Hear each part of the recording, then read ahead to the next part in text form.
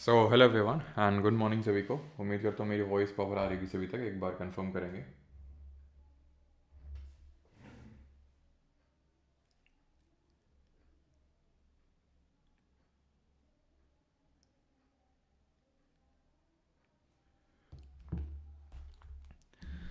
तो आज हम लोग स्टार्ट करने वाले हैं एक नया लेक्चर। और मुझे पता है आप में से काफ़ी लोगों को सरप्राइज़ लग रहा होगा, है ना, कि क्लास आज कैसे हो रही है। आज तो मैंने मना किया था। वॉइस आ रही है?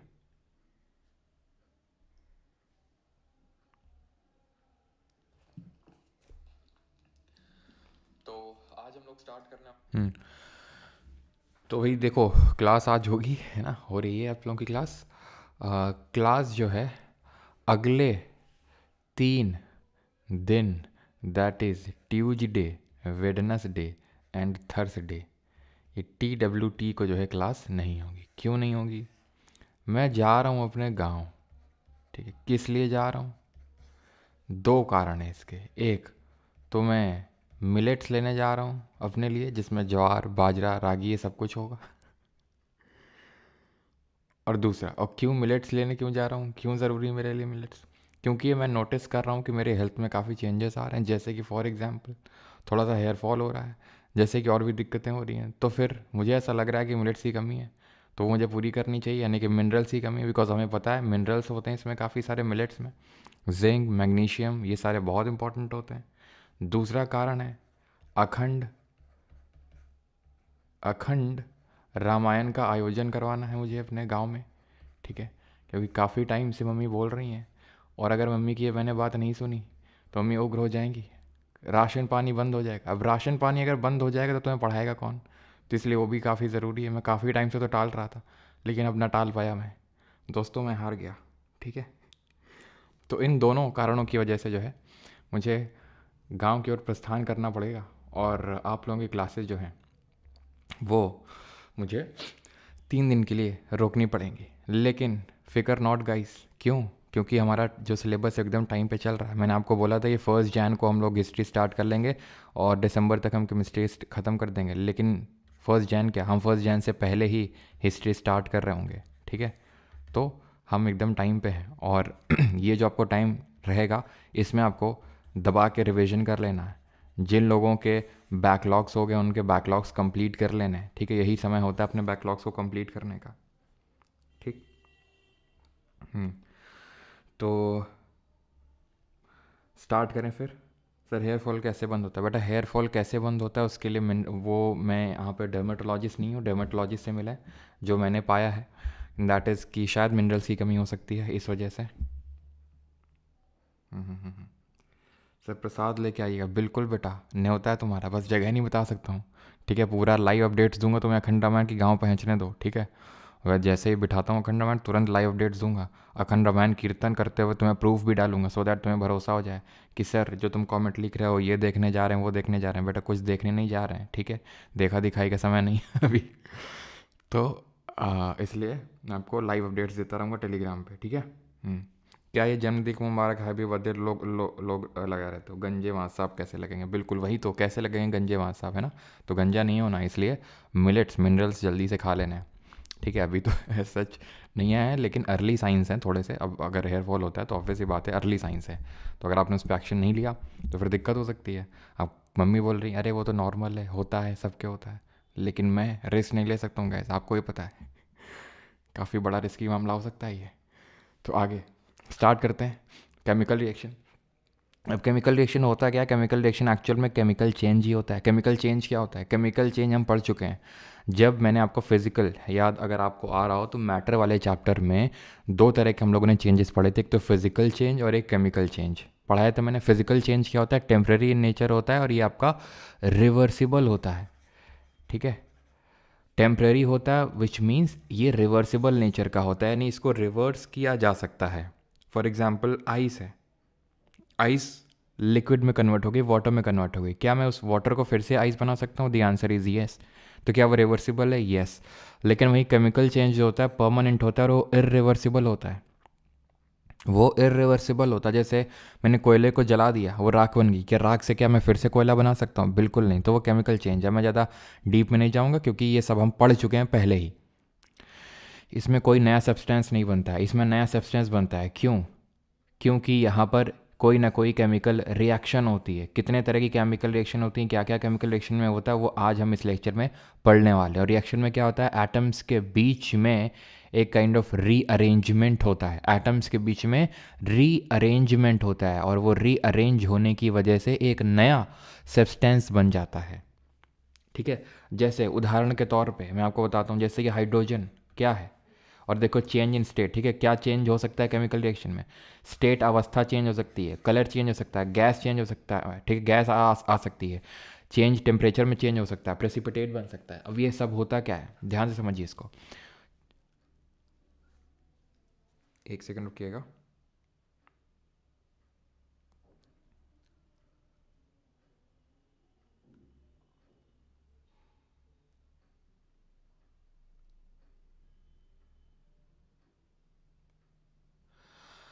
तो चेंज इन स्टेट की बात करते हैं। जैसे हाइड्रोजन क्या होती है, गैस, गैस होती है। ऑक्सीजन क्या होती है, गैस होती है। होती है कि नहीं होती है? दोनों मिलकर क्या बना देते हैं, पानी बना देते हैं। पानी बना देते हैं। अभी ये केमिकल रिएक्शन क्या है, बैलेंस्ड नहीं है। बैलेंस कैसे करेंगे, ऐसे करेंगे बैलेंस इसको। ठीक है, तो ये क्या है, गैस है। ये क्या है, गैस है। ये क्या बन गया, लिक्विड बन गया। तो स्टेट में चेंज आ गया कि नहीं आ गया? इनकी प्रॉपर्टीज़ में बहुत चेंज आता है। जैसे फॉर एग्जांपल अगर मैं बोलूँ, सोडियम है। सोडियम जो है काफ़ी पॉइजनस टाइप होता है। क्लोरीन भी कोई अच्छी गैस नहीं होती, बहुत pungent smelling pungent smelling gas होती है। जब इन दोनों की रिएक्शन करवाओ तो नमक बन जाता है। नमक को तो हम आराम से खाते हैं, डेली खाते हैं। ठीक है, तो ये आप देख सकते हैं कि बहुत ही अजीब सा है, ये भी बहुत अजीब सा है, लेकिन ये बहुत अच्छा सा कोई कंपाउंड बन रहा है। तो क्या है यहाँ पर, क्योंकि एटम्स का रीअरेंजमेंट हो रहा है, कोई ना कोई केमिकल रिएक्शन हो रही है। कलर कैसे चेंज होता है? कलर चेंज होता है, बिल्कुल होता है। जैसे अब यहाँ पर मैं एग्जांपल लूँ, जैसे आपने अपनी केमिस्ट्री के लैबोरेटरी में बहुत सारे एक्सपेरिमेंट किए होंगे ना, आपने कुछ डाला होगा, एक वो पिंक पिंक करके कुछ रिएक्शन होता था, मुझे याद नहीं आ रहा है। ठीक है, उसमें पता नहीं क्या, पहले इस तरह का एक लॉन्ग सा ट्यूब होता था, एक उससे उसको सक करना होता था, मतलब लिक्विड को। ठीक है, और फिर उसको जो है धीरे धीरे पता नहीं किसी और उसमें ड्रॉप करवाते थे, तो वो क्या होता था, वो आपका जो लिक्विड होता था वो पिंक कलर में चेंज हो जाता था। आप भी घर में ऑब्जर्व करते हो कि जैसे कि अब मैं कैसे एग्जांपल दूं आपको।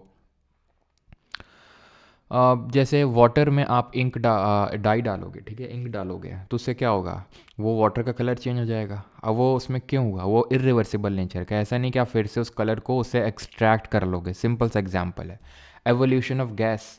गैस निकलती है, कैसे निकलती है अभी हम देखेंगे, गैस भी किस तरह से निकलती है। जैसे अगर मैं एग्जांपल दूं आपको, तो चलो अभी एग्जाम्पल सब देख लेंगे। ठीक है, ये सारी चीज़ें देखेंगे, किस तरह से चेंज इन टेम्परेचर होगा, किस तरह से प्रेसिपिटेट बनेगा। लेकिन अभी आपको ये बात पता होनी चाहिए कि केमिकल चेंज कुछ, मतलब जो केमिकल रिएक्शन होती है वो कुछ और नहीं बल्कि केमिकल चेंज होता है। अभी रुकना, थोड़ा सा सर्दी लग रही है मुझे थोड़ी सी, तो मैं एक जैकेट डाल लेता हूँ। कमेंट्री करनी पड़ती है इसलिए क्योंकि आपको तो दिख नहीं रहा है मैं क्या कर रहा हूँ, है ना। तो ये ना तुम्हें लगे कि सब कुछ खा भी तो नहीं रहे हैं बीच में ब्रेक ले लेके, है ना। तो देखो तुम्हें एक अभी आवाज़ सुनाते हैं, उससे तुम्हें कंफर्म हो जाएगा। कंफर्म हुआ ना अभी? चलो, तो यहाँ पर ये सारे चेंजेस होते हैं। अभी आते हैं ये एक्सोथर्मिक और एंडोथर्मिक रिएक्शन क्या होती है। हिंदी में अगर बात करें तो इसको ऊष्मा छेपी बोलते हैं। ऊष्मा छेपी, छेपी छेपी, ठीक है, छेपी रिएक्शन, ठीक है, ऊष्मा छेपी अभिक्रिया। और ये क्या है, ऊष्मा शोषी। ठीक है, ऊष्मा कैसे लिखेंगे, सोशी। हिंदी वाली मैडम होती ना, बहुत मारती मेरे को, सही बता रहा हूँ मैं। ठीक है, गधे कहीं के ऊष्मा सोशी नहीं लिख पा रहा है। ठीक है, तो ऊष्मा छेपी और ये ऊष्मा ऊष्मा सोशी होती है। ठीक है, एक्सोथर्मिक और एंडोथर्मिक। अभी क्या रिएक्शन होती है, तो एक्सोथर्मिक रिएक्शन वो रिएक्शन होती है जिसमें हीट निकलती है सिस्टम से। मैं बेस्ट एग्जाम्पल आपको देता हूँ। तुम कभी ये करो, या हो सकता है तुमने किया होगा, तुमने देखा होगा, जैसे पानी लो, ठीक है, पानी में चूना डाल दो, निकलती है गरम गरम हीट, तो वो एक्सोथर्मिक रिएक्शन है। जहाँ पर हीट निकलती है उसको हम एक्सोथर्मिक बोलते हैं। एंडोथर्मिक वो होती है रिएक्शन जहाँ पर हमें हीट देनी पड़ती है, तब वो रिएक्शन जाके स्टार्ट होती है। बिना हीट दिए वो रिएक्शन स्टार्ट ही नहीं होती है, उसको बोलते हैं एंडोथर्मिक। एग्जाम्पल के तौर पे कॉम्बिनेशन रिएक्शन। अब यहाँ से हम टाइप्स देखने वाले हैं केमिकल रिएक्शन के। पहला टाइप है कॉम्बिनेशन रिएक्शन। कॉम्बिनेशन मतलब संयोजन अभिक्रिया। इस टाइप की रिएक्शन में 2 और मोर रिएक्टेंट रिएक्ट होकर एक सिंगल प्रोडक्ट बनाते हैं। अब ये रिएक्टेंट क्या होते हैं, तो किसी रिएक्शन के जो लेफ्ट साइड में लिखते हैं, ये तो एकदम सिंपल भाषा में आपको बता रहा हूँ कि लेफ्ट साइड में जो लिखते हैं रिएक्टेंट, राइट साइड में लिखते हैं वो प्रोडक्ट होते हैं। ठीक है, ये तो एकदम सिंपल टर्म्स में होगा, ये ऑफिशियल डेफिनेशन नहीं। Official definition in the sense कि एक्चुअल डेफिनेशन तो ये होती है, रिएक्टेंट्स वो होते हैं जो आपस में रिएक्ट करके कुछ नया प्रोडक्ट बनाते हैं, और प्रोडक्ट वो होता है जो बनता है। रिएक्टेंट वो होते हैं जो आपस में रिएक्ट करते हैं, प्रोडक्ट वो होता है जो फाइनली जाके एट दी एंड रिएक्शन में बनता है। तो ये क्या हो गए, ये हो गए हमारे रिएक्टेंट, और ये क्या हो गया, प्रोडक्ट।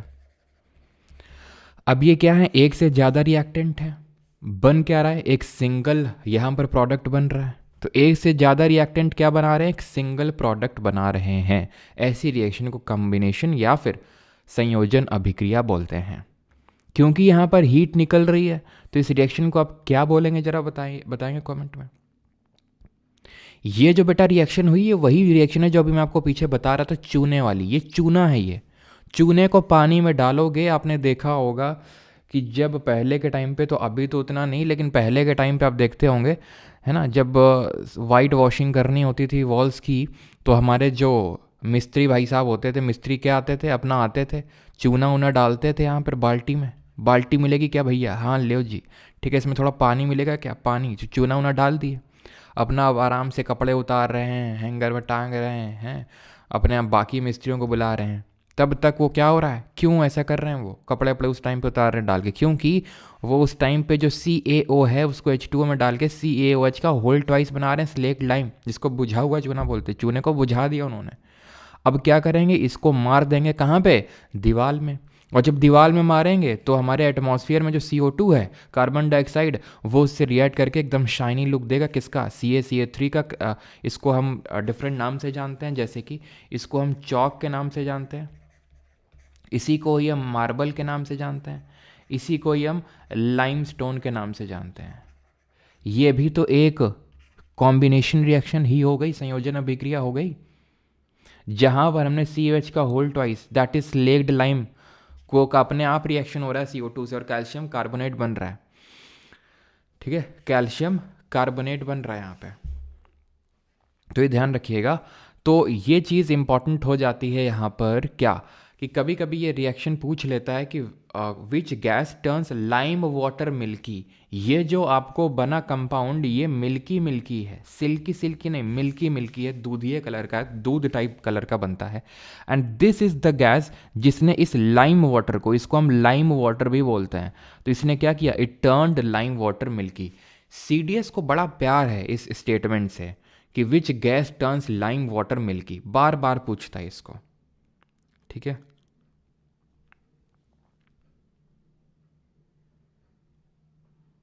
चलो।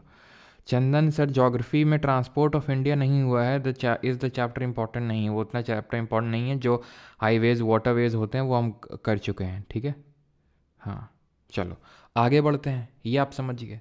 अब हम टाइप ऑफ केमिकल रिएक्शन में ही, अभी आपको मैंने क्या किसके एग्जांपल दिया, एक्सोथर्मिक के। एक्सोथर्मिक के हम कुछ और एग्जांपल देखते हैं, जैसे कोयले को जलाना, बर्निंग ऑफ कोल।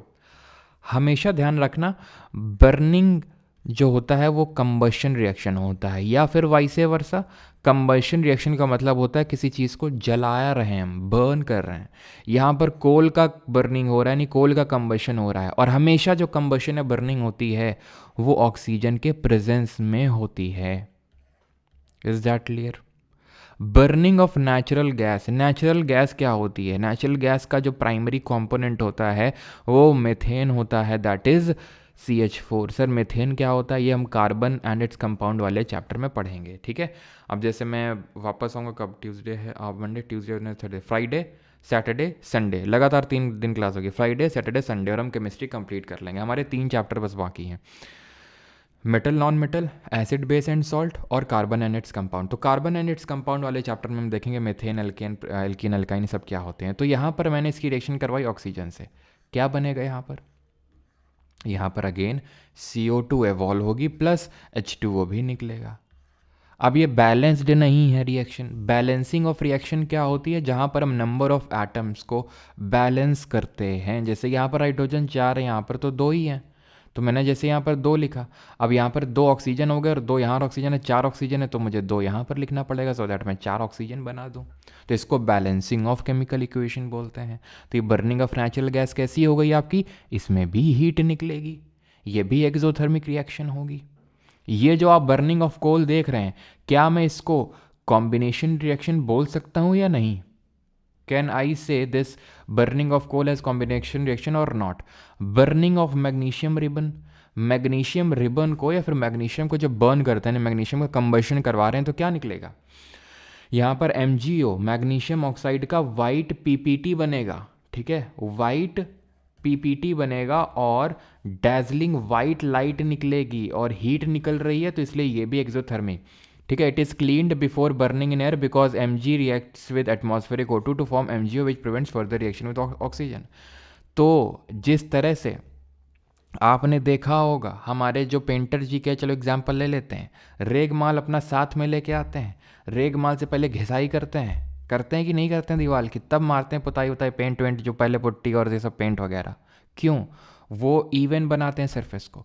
उसी तरह जब आप Mg को बर्न करें तो उसमें रेगमाल मार दें, अंग्रेजी में बोले तो सैंड पेपर, क्यों? क्योंकि उसमें ऑक्सीजन जो एटमॉस्फेयर में प्रेजेंट होती है, अगर खुले में रखा हुआ है तो ऑक्सीजन की परत, उसमें ऑक्सीजन रिएक्ट करके मैग्नीशियम ऑक्साइड की परत चढ़ जाएगी, इसलिए उसको क्या करना होता है? रेगमाल मार के साफ कर लेना होता है। अंग्रेजी में अगर बढ़िया से थोड़ा सा शब्द प्रयोग करें तो sand paper.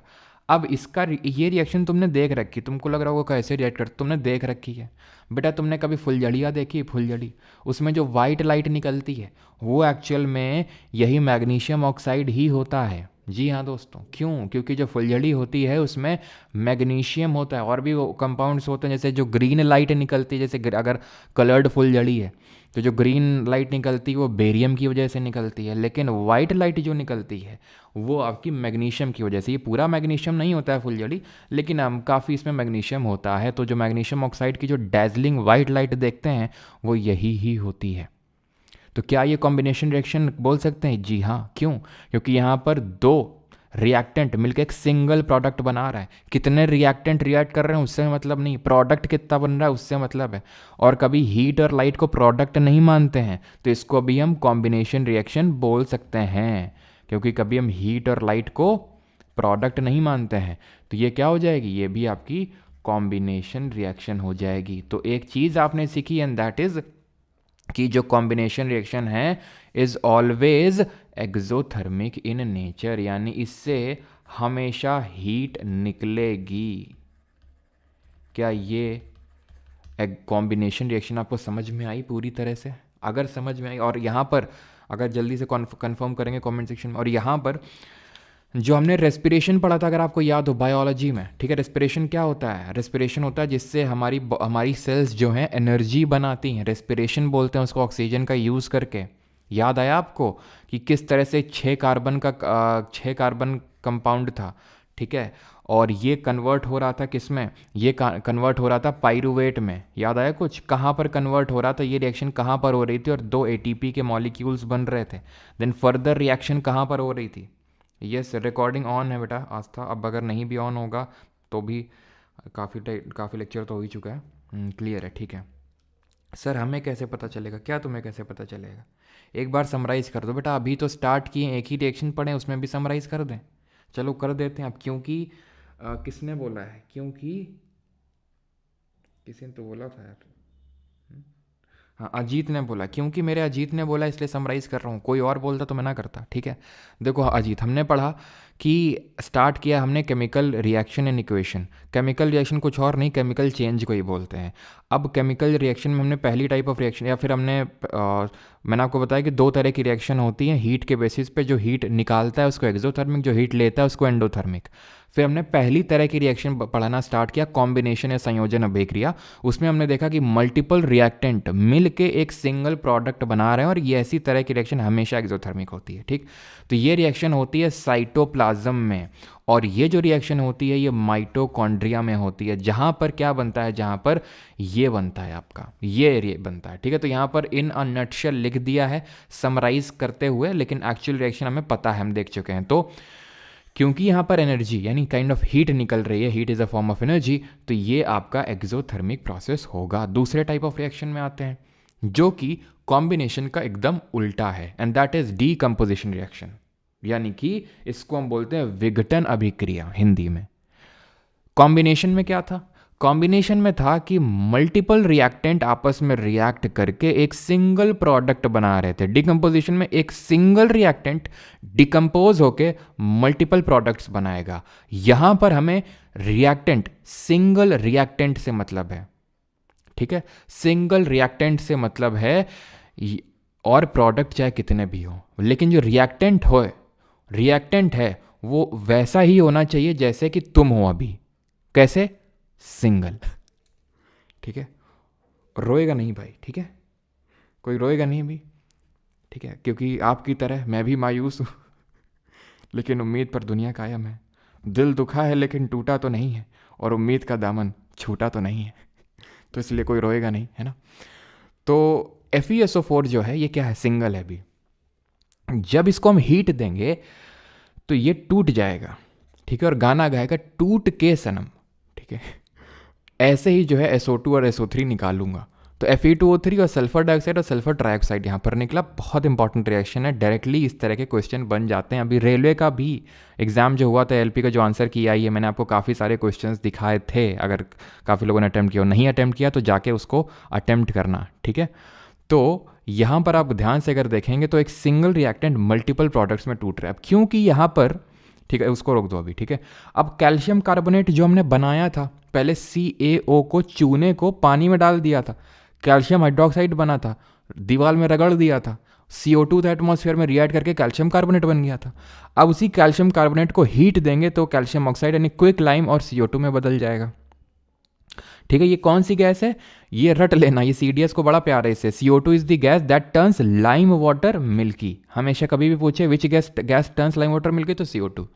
Lead nitrate super duper important, मतलब इससे इंपॉर्टेंट रिएक्शन तो कोई हो ही नहीं सकती है इस पर्टिकुलर चैप्टर के लिए, जो आपसे क्वेश्चन पूछता है रिपीटेटिवली आपके SSC एग्जाम में, कि लेड नाइट्रेट का जब डिकम्पोजिशन करवाते हैं तो लेड ऑक्साइड, NO2 यानी नाइट्रोजन डाइऑक्साइड और ऑक्सीजन मिलता है। अब ये इतनी इंपॉर्टेंट क्यों है, इसलिए इंपॉर्टेंट है ये रिएक्शन क्योंकि यहाँ पर इस गैस के, जब आप इसको जलाते हो ना बीकर में रख के, तो इसकी भूरी भूरी झाग मिलती है, जिसको हम बोलते हैं ब्राउन फ्यूम्स मिलते हैं इसके, और ये आपकी कलरलेस होती है। ऑक्सीजन गैस की डिस्कवरी किसने करी थी बताओ जरा, उनका नाम J से स्टार्ट होता है। अब ये रिएक्शन क्या बैलेंस्ड है, जल्दी से आप बताएंगे कमेंट में लिख के। अगर हाँ तो ठीक है, नहीं है तो बताइए फिर क्या आपके हिसाब से होना चाहिए, क्या मैं कहाँ पर लिखूँ। अब डिकम्पोजिशन जो रिएक्शन होता है वो मल्टीपल तरह का होता है, यानी कोई चीज़ टूटती है, जैसे तुम टूट गए, हो सकता है तो तुमको तुम्हारे मम्मी पापा ने गरिया दिया हो इसलिए तुम टूट गए, हो सकता है उसने तुम्हें कुछ ऐसा बोल दिया हो, या फिर उसने बोला कि नो मोर नाउ, ठीक है, मतलब अब आगे से और कुछ नहीं, तो तुम टूट गए, या फिर तुम्हारे दोस्त ने कुछ ऐसा बोल दिया कि हर्ट हो गए तो तुम टूट गए, या फिर मैंने तुम्हें कुछ, तो यानी आपके टूटने के अलग अलग तरीके हो सकते हैं, बस आप टूट तो रहे हैं ना। तो अगर आप हीट की वजह से टूटे हैं, गर्मी आ गई है बहुत ज़्यादा, तो उसको थर्मल डिकम्पोजिशन बोलेंगे। ठीक, बाकी तरह के डिकम्पोजिशन अभी हम आगे देखते हैं, लेकिन सबसे पहले हम जो क्वेश्चंस मैंने पूछे थे उनके आंसर कर देता हूँ। तो पहली बात तो क्या रिएक्शन ये बैलेंस्ड है, तो ये रिएक्शन बिल्कुल भी बैलेंस्ड नहीं है अगर आप देखें तो, क्योंकि यहाँ पर NO2 है, और 2 इस तरह से नहीं लिखते हैं, कुछ इस तरह से लिखते हैं। मैं आपको बता दूँ, जिन लोगों को नहीं पता है, वैसे तो आप में से काफ़ी लोगों को पता होगा, तो NO ऐसे ऐसे बड़ा बड़ा नहीं लिखते, नीचे लिखते हैं 3 और नीचे 2 लिखते हैं। तो आप देखिए यहाँ पर नाइट्रोजन तो 2 हो गया ना, नाइट्रोजन के तो 2 एटम रिएक्ट कर रहे हैं, लेकिन प्रोडक्ट साइड में तो नाइट्रोजन का एक ही रिएक्टेंट है ना। ऑक्सीजन 6 है, यहाँ तो ऑक्सीजन 2 है, तो मैं पहले तो ऑक्सीजन को 6 बना देता हूँ, बन गया ऑक्सीजन। यहाँ पर 2, लेकिन ऐसा नहीं किया जाता, ऐसा किया करो अब देखो हो तो जाएगी, आप यहाँ पर कर दोगे 3, लेकिन आप फिर देखो जब तुम पहले यहाँ पर अगर 3 लिख दोगे, ठीक है, अगर मान लो यहाँ 3 लिख दिया तुमने कि यार यहाँ 6 है यहाँ पर, तो तुम एक चीज़ को देखो, अब यहाँ पर 4 ऑक्सीजन नहीं हो गए, 4 और 6 10 हो गए, अब फिर से वहाँ चेंज करो। तो सबसे पहले काम ये कर लिया करो कि मेटल नॉन मेटल को पहले बैलेंस कर लिया करो। वैसे तो तुम बोर्ड का पेपर नहीं देने जा रहे हो कि तुमको बैलेंस करवाएगा, नहीं कर पाओगे तो नंबर आधा एक नंबर काट लेगा। वहाँ पर ऑप्शंस होंगे कि पूछेगा इनमें से कौन सी है बैलेंस्ड कौन सी नहीं है, तो वो आराम से हो जाएगा, गिनना होता है बस सीधे, ठीक है। बट फिर भी ठीक है, तो नाइट्रोजन यहाँ पर जब गिनना भी है तो मेटल नॉन मेटल गिनो, तो लेड मेटल है तो एक ही है, नाइट्रोजन नॉन मेटल है ना, मेटल नॉन मेटल, इसीलिए पीरियोडिक टेबल तुम्हें पढ़ा दिए ताकि ये नाइट्रोजन ऑक्सीजन सब कहाँ है पीरियोडिक टेबल में तुम्हें पता हो। तो नाइट्रोजन 2 है तो यहाँ पर मैं 2 लिख लेता हूँ, ठीक है। अब 2 दूनी 4 हो गया, और 4 2 6 हो गया, ठीक है। 4 2 6, 4 और 2 6, यहाँ पर कितने हैं, 6 है यहाँ पर भी, ओके 7 हैं सर, 7 हैं 7 हैं। तो हमें ये करना होगा कि पहले यहाँ पर 2 अगर हम लगा लें, ठीक है, 2 पीबी हो गए, तो यहाँ पर मेटल को भी बैलेंस करना होगा, नहीं लेड को बैलेंस करना होगा। अब देखिए यहाँ पर इसको मैं 2 को यहाँ से हटा देता हूँ, ठीक है। वैसे तो देखो अगर याद है तो तुरंत लिख दो, वो तो मैं बैलेंस करने के पर्सपेक्टिव समझा रहा हूँ, नहीं तो वैसे तो मुझे याद है कि भाई 2 यहाँ लिखो, 2 यहाँ लिखो, 4 यहाँ लिखो, ठीक है। लेकिन बस मैं बैलेंस करने के पर्पज़ से वो आपको इतना लंबा समझा रहा हूँ, ठीक है। तो नाइट्रोजन अभी कितने हो गए, 2 यहाँ पर हैं और 2 यहाँ पर, 2 दूनी 4 नाइट्रोजन हो गए, तो 4 यहाँ लिख देंगे। अब देखो 2 ऑक्सीजन, 4 दूनी 8, 8 2 10 और 2 12, देख लो 2 3 6 दूनी 12। अब ये रिएक्शन जो है, इक्वेशन जो है बैलेंस्ड है पूरी तरह से। क्यों हमें ये बैलेंस करना होता है, क्योंकि याद करो किसी महान पुरुष ने कहा था आज से पिछले वाले चैप्टर में, law of conservation of mass, यानी मास जो होता है वो रिएक्टेंट साइड में और प्रोडक्ट साइड में वो बैलेंस्ड होता है, वो बराबर होता है। और ये किस महान पुरुष ने कहा था ये बताइए। बाकी ऑक्सीजन की डिस्कवरी करी थी जोसेफ प्रीस्टली ने। आगे बढ़ते हैं, अब हम डिकम्पोजिशन में दूसरे तरह का डिकम्पोजिशन देख रहे हैं, जहां पर हम इलेक्ट्रोलिसिस करवा देते हैं। इलेक्ट्रोलिसिस क्या होता है, जहां पर हम 2 टर्मिनल्स बनाते हैं, एक पॉजिटिव और एक नेगेटिव। ये समझ में आ गया ना, ये ध्यान रखना ब्राउन फ्यूम्स किसके निकल रहे हैं, NO2 के, बहुत इंपॉर्टेंट है। बिल्कुल एंटनी वॉन लेवोइजियर, अखंड सिंगल लेसन बेटा, तुम्हें मौज लेने के लिए हमने नहीं बोला था वो, है ना। इलेक्ट्रोलिसिस ऑफ वाटर करवाते हैं, तो यहाँ पर ये वाटर है, इसका हम क्या करवा रहे हैं, इलेक्ट्रोलिसिस। ये क्या हो रहा है, इसका डिकम्पोजिशन ही तो हो रहा है, ये एक सिंगल रिएक्टेंट है जो मल्टीपल प्रोडक्ट्स में टूट रहा है, तो हो डिकम्पोजिशन रहा है। लेकिन किसकी वजह से, तुमने इलेक्ट्रिसिटी झेल दी, उसमें इलेक्ट्रिसिटी डाल दी, जिसकी वजह से क्या हो रहा है, जिसकी वजह से ये जो आयंस हैं ये टूट जाएंगे, हाइड्रोजन और ऑक्सीजन के, और दोनों टर्मिनल से निकलने लगेंगे। तो हाइड्रोजन गैस निकलेगी, ऑक्सीजन गैस निकलेगी, बस ये ध्यान रखना है यहाँ पर। तो इलेक्ट्रोलिसिस हो रहा है, इसको आप परफॉर्म भी कर सकते हैं। अगर आपको परफॉर्म करना है, लेना कौनो बर्तन, या कांच का आजकल लोगे तो ज़्यादा सही रहेगा, दिखाई देगा ढंग से। उसमें डालना पानी, ठीक है। पानी बिल्कुल RO वाला ना होना चाहिए, ठीक है, एकदम भी प्योर ना होना चाहिए। नॉर्मल पानी ले लेना, चलो RO वाला भी है तो कोई दिक्कत नहीं, नॉर्मल भी लेना। तो एक काम करना, उसमें थोड़ा नमक डाल देना। नमक से क्या हो जाता है पानी में डालने से, कि वो और गुड कंडक्टर ऑफ इलेक्ट्रिसिटी बन जाता है। जब तुम पानी में नमक डालोगे उसके बाद उसमें सेल डाल देना, बैटरी वाले सेल, देखना वहाँ से गैस ऐसे ऐसे ऐसे बबल से निकलेंगे, तो वो एक्चुअल में यही इलेक्ट्रोलिसिस ही हो रहा है वाटर का, ठीक। अब आते हैं फोटोलिसिस, यानी अगर लाइट की वजह से टूट रहा है कोई, तो उसको हम फोटोलिसिस टाइप ऑफ डिकम्पोजिशन बोलते हैं। जैसे कि सिल्वर क्लोराइड और सिल्वर ब्रोमाइड। तभी आपने देखा होगा कभी केमिस्ट्री लेबोरेटरी में कि कुछ जो चीज़ें थी, पाउडर रखे रहते थे, वो ब्लैक बॉटल में रखे रहते थे। केमिस्ट्री लेबोरेटरी और ब्लैक बॉटल से मुझे अपने स्कूल का एक लेबोरेटरी का इंसिडेंट याद आता है, कहें तो आप मैं शेयर करूं, अगर आपकी आज्ञा हो तो। मज़ा आ जाएगा आपको सुन के एकदम, ठीक है। मुझे पता है तुम हाँ ही बोलोगे, इसलिए मैं बता ही देता हूँ। हुआ कुछ यूँ कि एक बार जो है हमारे एक लैब अटेंडेंट, सबके में होते होंगे लैब अटेंडेंट, एक टीचर, तो टीचर को कुछ मतलब नहीं होता, वो अपना मोबाइल चलाता रहता था, वो अपना, ठीक है, क्योंकि उसको तनख्वाह उतनी मिलनी थी, तो स्कूल के टीचर उतने इंटरेस्टेड होते नहीं थे। अब जैसे फॉर एग्जांपल आज तुम देखो ऑनलाइन जो टीचर पढ़ा रहे हैं वो कोशिश करते हैं कि बेस्ट से बेस्ट कंटेंट डिलीवर करें, अच्छे से अच्छे तरीके से पढ़ाएं। अब जैसे फॉर एग्जांपल मैं कोशिश करता हूँ, जैसे मैंने यहाँ पर है ना ये लगाया, ये ठीक है, तो मैं क्यों कोशिश करता हूँ कि भाई आपको अच्छे समझ में आए। अगर तुम हमसे नहीं पढ़ोगे तो किसी और के पास जाओगे फिर सिंपल सा फंडा है कि नहीं। लेकिन जब हमारे स्कूल टीचर होते तो उनको क्या, स्कूल कोचिंग के समय कहाँ जाएगा, फीस तो दे ही दी है, फीस हमें उतनी मिलनी है, ऐसी तैसी कराएं अपनी, समझ में आए तो ठीक, ना समझ में आए तो ठीक। वो बात अलग है कि हमारे कुछ टीचर एक्सेप्शन कैटेगरी में आ जाते थे, जैसे मैं मेरे एक मैथ के टीचर थे, ठीक है। तो मैथ के टीचर मेरे लिए एक्स्ट्रा एफर्ट, क्योंकि मेरे थोड़ा सा मैथ्स वीक था, तो मैंने सर से गुजारिश करी थी, मैं जबकि क्लास 8 में था, ठीक है। तो मतलब हाँ क्लास 8 में था शायद, हाँ। तो मेरे लिए सुबह जल्दी जल्दी आते, तो वो भी सर्दियों में, ठीक है। तो वो मतलब ठीक है, तो ऐसे टीचर काफ़ी कम ही होते हैं, लेकिन आप समझ रहे हैं, ठीक है। तो वो अपना बैठ जाते थे, जो लैब अटेंडेंट जी थे। तो हुआ कुछ यूँ कि अब एग्जैक्टली तो मुझे घटना याद नहीं है, लेकिन एक बंदा जो है इसे ब्लैक बॉटल के चक्कर में कुछ लड़ाई हो गई, ठीक है, एक बंदा। और लड़ाई यहाँ तक पहुँच गई कि लैब अटेंडेंट जिनका नाम था राम बाबू जी, ठीक है, और एक बंदा लड़का था, ठीक है, हमारी क्लास का ही, उस उनके बीच में इतनी भयंकर हाथापाई हुई कि मज़ा आ गया देख के, मतलब वो दिन था। और इंसिडेंट आज तक मैं नहीं भूला हूँ। ऐसे जो इंसिडेंट होते हैं, ये आपकी जो दिन होता था स्कूल का, उसको एकदम मज़ेदार बना देते थे, है ना। तो शायद आपके साथ भी ऐसे इंसिडेंट हुए होंगे। तो एक्चुअल में वो जो ब्लैक बॉटल में रखा हुआ था वो सिल्वर क्लोराइड ही था। अब क्यों ब्लैक बॉटल में उसको रखते हैं? क्योंकि अगर सनलाइट उससे पास हो गई तो क्या होगा, इसका डिकम्पोजिशन हो जाएगा, टूट जाएगा ये। जैसे आपने देखा होगा कई सारी दवाइयों में भी लिखा रहता है, क्रीम लाते हैं ना, लिक्विड होते हैं, तो उसमें लिखा रहता है store it in a cool dry and dark place. Dark का रीज़न तो ये होता है, कूल का रीज़न ये होता है कि ठंडी जो जगह होती हैं, फिर ठंडी जगहों में ठंडा जब एनवायरनमेंट होता है तो रिएक्शन जल्दी होती नहीं। किसकी रिएक्शन? कोई भी चीज़, जैसे मान लो ऑक्सीजन मिल गया, ठीक है, ऑक्सीजन मिल गया, अब गर्म जगह में रखो तो हो सकता है तुरंत ऑक्सीजन उसके साथ मिलके कोई नया रिएक्शन करके कोई नया प्रोडक्ट बना जाए। तो इसलिए उसको बोला जाता है कि भाई आप डार्क में रखो इसको, आप कूल जगह में रखो, ठंडी जगह में रखो। तो अब इसको, इस रिएक्शन को हम ब्लैक एंड वाइट फोटोग्राफी में यूज़ करते हैं। अब ब्लैक एंड वाइट फोटोग्राफी में क्यों यूज़ करते हैं? ठीक है, राम बाबू को मारा क्या? नहीं नहीं, दोनों लोगों ने काफ़ी एक दूसरे को मारा। पता नहीं, राम बाबू की सभी लोग मौज लिया करते थे हमारे उसमें, ठीक है, राम बाबू जी की।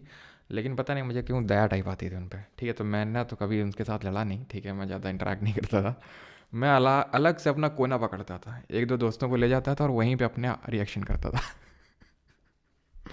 तो ये हमारा एकदम सेट था कि इसी कोने में जाना है और कोने में जाके भाड़ में जाए दुनिया, हम अपना जो है कुछ ना कुछ करते रहते, कुछ मन नहीं तो पेन फाइट चल रहा है वहीं पे।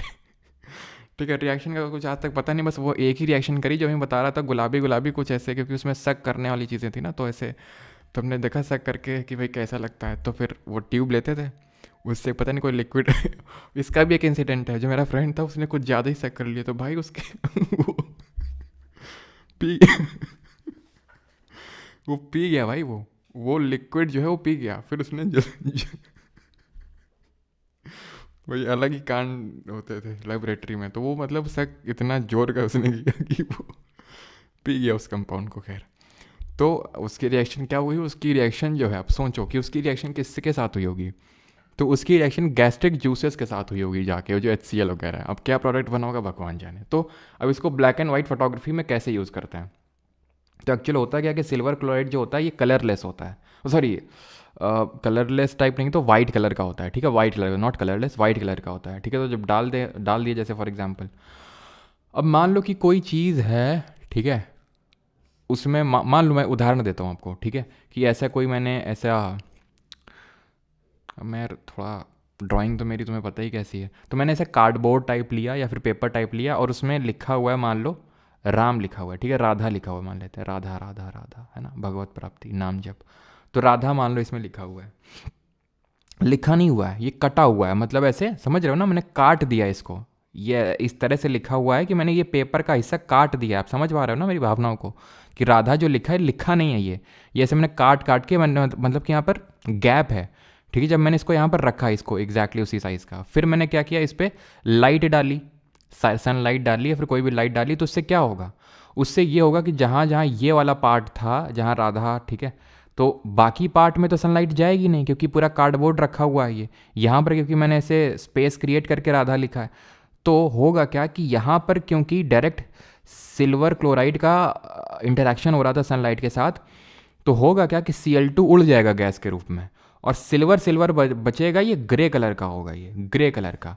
तो जब मैं इसको उठाऊं कार्डबोर्ड को, तो यहाँ पर ग्रे कलर का राधा लिख जाएगा। समझ पा रहे हो मेरी भावनाओं को? नहीं समझ पा रहे तो रट्टा मारो, जिंदाबाद सिल्वर क्लोराइड सिल्वर ब्रोमाइड के डिकम्पोजिशन को ब्लैक एंड वाइट फोटोग्राफी में यूज़ करते हैं, ठीक। अब आते हैं तीसरे तरह की अभिक्रिया रिएक्शन है डिस्प्लेसमेंट रिएक्शन या फिर विस्थापन क्रिया। यहां पर क्या होता है, यहां पर एक मेटल जो पहले सिंगल होता है वो मिंगल हो जाता है और जो मिंगल होता है वो सिंगल हो जाता है। अब मुझे पता है तुम्हारी भावनाएं आहत हो रही होंगी, लेकिन क्या करें अब, ठीक है कोई नहीं, कुछ ही दिन की बात है। अगेन आपकी तरह मैं भी मायूस हूँ, लेकिन उम्मीद पर दुनिया कायम है। ठीक है, सिंगल है ये, और ये बाद में ये सिंगल हो जाता है। क्यों ऐसा हुआ? क्योंकि बेटा कब कब ऐसा होता है, क्योंकि ये जो सल्फेट है, ये जो क्लोराइड है, इसको कुछ मतलब नहीं है कि कौन उसके साथ अटैच्ड है। उसको मतलब है तो सिर्फ इस बात से कि जो उसके साथ अटैच्ड है क्या वो स्मार्ट है, क्या उसके पास पैसा है कि नहीं है। तो इसने देखा कि यार इसके पास पैसा ज़्यादा, ये अप्रोच किया यहाँ पे। SO4 ने कहा निकल लो बेटा, जिंक को ले लिया। ठीक है, यहाँ पर देख सकते हैं आप, ठीक है लेड आया, लेड वॉज ज़्यादा स्मार्ट, वो ज़्यादा पैसे वाला था। क्लोरीन को कोई मतलब नहीं उसके साथ कौन अटैच्ड है। समझ पा रहे हो बेटा मैं क्या तुम्हें सीख देना चाह रहा हूँ? समझदार को इशारा काफ़ी, बताने की ज़रूरत नहीं है, समझ रहे हो? अब कैसे पता चलेगा हमें किसी रिएक्शन में? क्योंकि अगर मैं उल्टा रिएक्शन करवा दूं, जैसे कि मान लो मैं रिएक्शन करवा दूं, ये है MgSO4, ठीक है, और यहाँ पर मैं रिएक्शन करवा दूं जिंक के साथ, क्या ये बन पाएगा? The answer is no. क्यों? क्योंकि ये उतना स्मार्ट नहीं है, ये उसके पास उतना पैसा नहीं है। तो SO4 बोलेगा, अब SO4 क्या बोलेगा? No I am loyal to magnesium. लेकिन रियलिटी तो कुछ और ही है बेटा। लॉयल्टी अभी कब तक है? लॉयल्टी तब तक है जब तक कि ये इससे ज़्यादा रिएक्टिव नहीं है, तब तक। और हमें ये पता कैसे चलेगा? हमें इस रिएक्टिविटी सीरीज से पता चलेगी। जो ऊपर होता है वो ज़्यादा रिएक्टिव होता है, जो नीचे होता है वो कम रिएक्टिव होता है। ऊपर वाला ज़्यादा रिएक्टिव, नीचे वाला कम रिएक्टिव, यानी कि रिएक्टिविटी डिक्रीजिंग रिएक्टिविटी का ऑर्डर है ये। डिक्रीजिंग रिएक्टिविटी का ऑर्डर, ऊपर वाला ज़्यादा रिएक्टिव है, नीचे वाला ज़्यादा रिएक्टिव है। इसलिए जब ये रिएक्शन होगी तो ऊपर वाला नीचे वाले को डिस्प्लेस कर देगा। अब देखो जिंक और कॉपर में कौन ऊपर है? जिंक ऊपर है, कॉपर नीचे है। लेड ऊपर है, कॉपर नीचे, इसलिए डिस्प्लेस कर रहा था क्योंकि जिंक लेड ऊपर है, मतलब ज़्यादा रिएक्टिव है। लेकिन यहाँ पर देखो Mg और Zn में, Mg ऊपर है, Zn नीचे है। Mg ज़्यादा स्मार्ट है, ज़्यादा पैसे वाला है, तो Zn उसको रिप्लेस नहीं कर पाएगा जिंक। सर हम याद कैसे रखेंगे इसको? अभी याद करवाते हैं। पोटेशियम का सिंबल K, सोडियम का सिंबल नाट्रियम, ये कैलियम, ये natrium Na, calcium Ca, magnesium Mg, aluminium Al, zinc Zn, iron Fe, lead Pb, hydrogen H2, copper Cu, mercury Hg, silver Ag, gold Au। ये symbol तो यार रटने पड़ेंगे, आपको नहीं पता है तो इसको आपको याद करना होगा, ठीक है। आई होप कि मैक्सिमम लोगों को याद होगा। अब कैसे इसको याद करना है रिएक्टिविटी सीरीज को? कैटरीना ने कार मांगी, किससे मांगी वो इंपॉर्टेंट नहीं, कौन सी मांगी ये इंपॉर्टेंट है।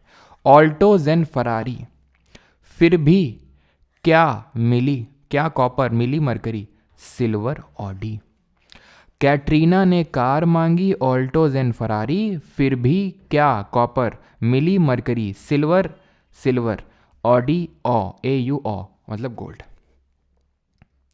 अगर अभी भी किसी को समझने में दिक्कत है तो एक और उदाहरण लो बेटा, अपनी रियल लाइफ एग्जांपल। ये है रिएक्टेंट A, ठीक है, ये क्या है? अभी B के साथ अटैच्ड है। फिर क्या हुआ? फिर ये C आया, ये C आया, क्या हुआ? C ज़्यादा रिएक्टिव था, तो ये जो B है ये C के साथ चला गया, तो क्या बना? ये बन गया BC प्लस A जो है सिंगल हो गया। समझ रहे हैं आप? तो ये होती है डिस्प्लेसमेंट रिएक्शन। क्लियर यहां तक सभी को? ये कौन है सर? बेटा अगर ये तुम्हें समझ में नहीं आ रहा तो मत समझो तुम, ठीक है। जिन लोगों को समझना था वो समझ गए होंगे मैं क्या, कौन है ये और क्यों एग्जाम्पल दे रहा हूँ, ठीक। हाँ, तो जिन लोगों को ना बताओ चलो मैं बता भी देता हूँ। दिनेश कार्तिक जी की पहली ये वाइफ थी, ये थी, ठीक है। फिर एक दिन मुरली विजय इनसे मिले, तो ये फिर इनकी मुरली विजय की वाइफ बन गई। दिनेश कार्तिक जी फिर सिंगल है। अब सिंगल तो नहीं, खैर वो दीपिका पल्लिकल जो हमारी स्क्वैश की प्लेयर हैं उनके साथ मतलब अब मिंगल्ड है, ठीक है। चलो तो अब आगे बढ़ते हैं। अब हम बढ़ेंगे डबल अभी देखो ये डिस्प्लेसमेंट का एग्जांपल देखते हैं, ठीक है। सर RCB पसंद नहीं किया, ठीक है।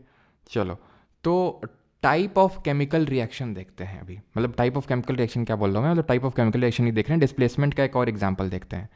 तो जैसे कि हम कॉपर सल्फेट का सोल्यूशन लेते हैं, ये आपका कॉपर सल्फेट का जो मैंने सोल्यूशन लिया और उसमें आयरन की नेल डिप करी।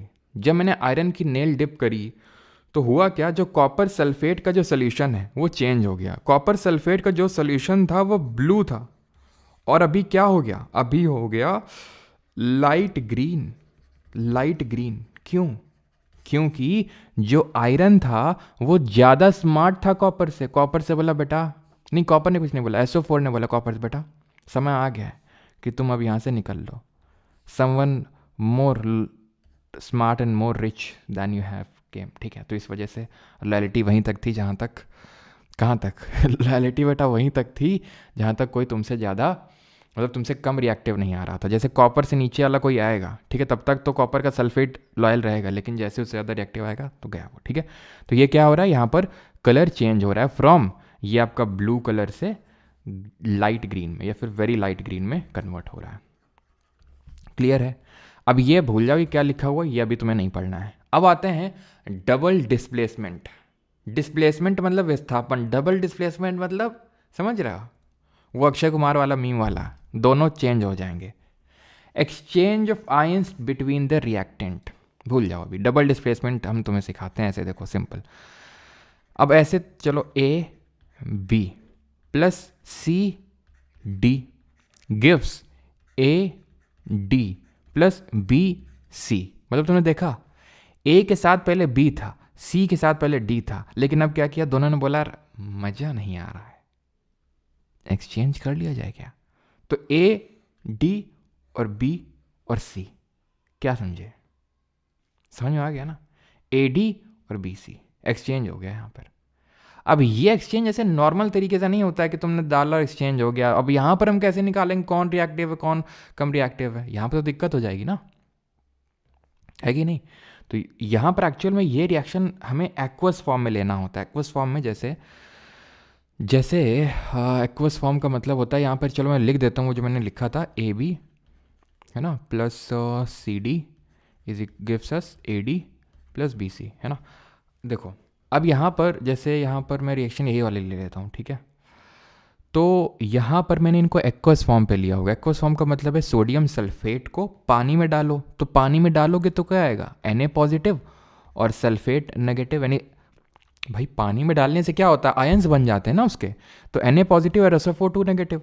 इसको पानी में डालोगे तो Ba2 पॉजिटिव और Cl नेगेटिव, यही तो होगा, आयंस बन जाएंगे। जब इन दोनों पानियों को तुमने पानी में सोडियम सल्फेट डाला, एक अलग से बीकर लिया उसमें बेरियम क्लोराइड डाला, दोनों आयन से बट गए, दोनों पानी को मिक्स कर दो। जब दोनों पानी को मिक्स करोगे तो आयंस का एक्सचेंज हो जाएगा। क्यों? क्योंकि Na को अच्छा लगता है Cl, Ba को यानी बेरियम को अच्छा लगता है SO4 यानी सल्फेट। तो दोनों बोलेंगे यार जब तुमको वो अच्छा लगता है चलो भाई एक्सचेंज कर लेते हैं दोनों लोग आपस में। तो क्या हुआ, एक्सचेंज ऑफ आयंस हुआ। तो पूछता है डायरेक्टली क्वेश्चन, अभी हुआ आरआरबी का एग्जाम, 3-4 क्वेश्चन डायरेक्टली यही इसी पे थे, एक्सचेंज ऑफ आयंस किस रिएक्शन में होता है, तो डबल डिस्प्लेसमेंट रिएक्शन, द्विविस्थापन अभिक्रिया में। और यहाँ पर बनता है PPT। PPT मतलब पावर पॉइंट नहीं, PPT मतलब प्रेसिपिटेट, ठीक है। प्रेसिपिटेट बनता है यहाँ पर, किस कलर का, वाइट। सर प्रेसिपिटेट क्या होता है, जब कोई रिएक्शन के दौरान जब प्रोडक्ट बनता है और नीचे कुछ थिरा जाता है, नीचे कुछ सेटल डाउन हो जाता है, तो उसको बोलते हैं प्रेसिपिटेट। अगेन तुम्हें फिर से एग्जांपल देते हैं। जैसे कि दूध होता है, तो दूध तुमने फाड़ा होगा, ठीक है, कभी फाड़ा है दूध। अच्छा, एक मुझे बचपन का एक इंसिडेंट याद आता है, ज़्यादा हाँ मतलब कुछ इस तरह से था कि स्कूल में जो है, अब मैडम जी पूछती हैं एक बार कि बेटा, मतलब ऐसे ही जो नहीं छोटे बच्चों को, मतलब इतने भी छोटे नहीं थे लेकिन हाँ ऐसे मैडम कूल बन नहीं थी कि बेटा बताओ ऐसी क्या चीज़ होती है कि जिसके फटने पे आवाज़ नहीं आती है। तो भाई मैंने मतलब बोला कि भाई आंसर तो आ रहा है लेकिन बताएंगे ऐसे मैम सबके सामने ऐसे, ठीक है। तो मैडम पूछी कि पता है किसी को, सब बोले नहीं पता है। मैडम बोली बेटा दूध जब फटता है तो आवाज़ नहीं आती है। अब मैं कैसे बताऊँ मैडम को कि एक और भी काफ़ी चीज़ें होती हैं जिनके फटने पे आवाज़ नहीं आती। ठीक है, जैसे मतलब मेरे कहने का मतलब जैसे दिमाग में बहुत ज़्यादा थॉट्स आ गए, तो थॉट से क्या होता है, हमारा दिमाग फटने लगता है, तो आवाज़ थोड़ी ना आती उसकी, है कि नहीं। तो वो चीज़ है। तो प्रेसिपिटेट यहाँ पर बन गया, तो ये वाइट प्रेसिपिटेट बन गया। अब दूध, हाँ, तो दूध को क्या कर रहे थे, फाड़ रहे थे हम। कैसे, इसमें एसिड डाल देंगे। जब इसमें एसिड डालेंगे तो क्या मतलब, पनीर जब बनाते हैं तो ऐसे ही बनाते हैं ना, पनीर बनाते हैं तो एसिड डाल देते हैं। वो जो पनीर बना वो प्रेसिपिटेट है। कुछ आप देखते होंगे कि वो कुछ ना कुछ सेटल डाउन हो जाता है नीचे जाके, ठीक है, कुछ ना कुछ नीचे जाके सेटल डाउन हो जाता है। वो जो सेटल डाउन हुआ वो एक्चुअल में आपका पीपीटी ही होता है। अब same goes with in this reaction also, and that is कि लेड नाइट्रेट, इसका डिकम्पोजिशन नहीं करवा रहे हैं, ठीक है। डिकम्पोजिशन करवाने पे तो ब्राउन फ्यूम्स मिल रहे थे, इसको हम आयंस में पहले तो तोड़ रहे हैं पानी में डाल के, देन पोटेशियम आयोडाइड का भी सेम काम कर रहे हैं, देन पानी को मिला रहे हैं आपस में, तो लेड आयोडाइड का येलो पीपीटी मिलता है। ऐसे यहाँ पर बेरियम क्लोराइड का भी वाइट पीपीटी मिलेगा, लेकिन सबके पीपीटी के कलर नहीं याद करने, बस इन दोनों को याद कर लो, बेरियम सल्फेट का और लेड आयोडाइड का। पूछ लेगा कि वाइट पीपीटी क्यों बनता है, येलो पीपीटी क्यों बनता है, तो डबल डिस्प्लेसमेंट की वजह से, ठीक। अब यहाँ पर आते हैं टाइप्स ऑफ केमिकल रिएक्शंस में। तो ये आपको यहाँ तक समझ में आ गया कि हमारी डबल डिस्प्लेसमेंट क्या होती है। अब हम देखते हैं ऑक्सीडेशन रिएक्शन क्या होती है। तो ऑक्सीडेशन रिएक्शन वो होती है जहां पर किसी रिएक्शन में या तो एडिशन ऑफ ऑक्सीजन होता है, ठीक है, एडिशन ऑफ ऑक्सीजन होता है, या फिर रिमूवल ऑफ हाइड्रोजन होता है, या फिर दोनों हो जाता है, या फिर दोनों हो जाता है। जैसे यहां पर आप देखिए आयरन है, ये ऑक्सीजन का क्या हो रहा है, एडिशन हो रहा है, आयरन ऑक्साइड बन रहा है यहाँ पे बन रहा है। रिडक्शन सर इसी का उल्टा होता है, मैं लिख तो नहीं रहा हूँ, जैसे यहाँ पर रिडक्शन में आप कुछ भी लिख सकते हो कि रिडक्शन में क्या होता है। रिडक्शन में होता है कि आपका, जैसे यार मैं क्या लिख दूँ अब, लेड ऑक्साइड है, ठीक है, PbO है, ये कार्बन है, ठीक है, क्या बना दोगे, लेड बना दिया मैंने, और कार्बन डाइऑक्साइड मतलब कार्बन मोनोऑक्साइड। तो क्या हुआ यहाँ पर, इसके पास ऑक्सीजन था, ऑक्सीजन चला गया, क्या हो गया, रिडक्शन हो गया। अब तुम बोलोगे सर इसके पास ऑक्सीजन नहीं था, ऑक्सीजन आ गया, यानी कि ऑक्सीडेशन हो गया। बिल्कुल हो गया, बिल्कुल हो गया।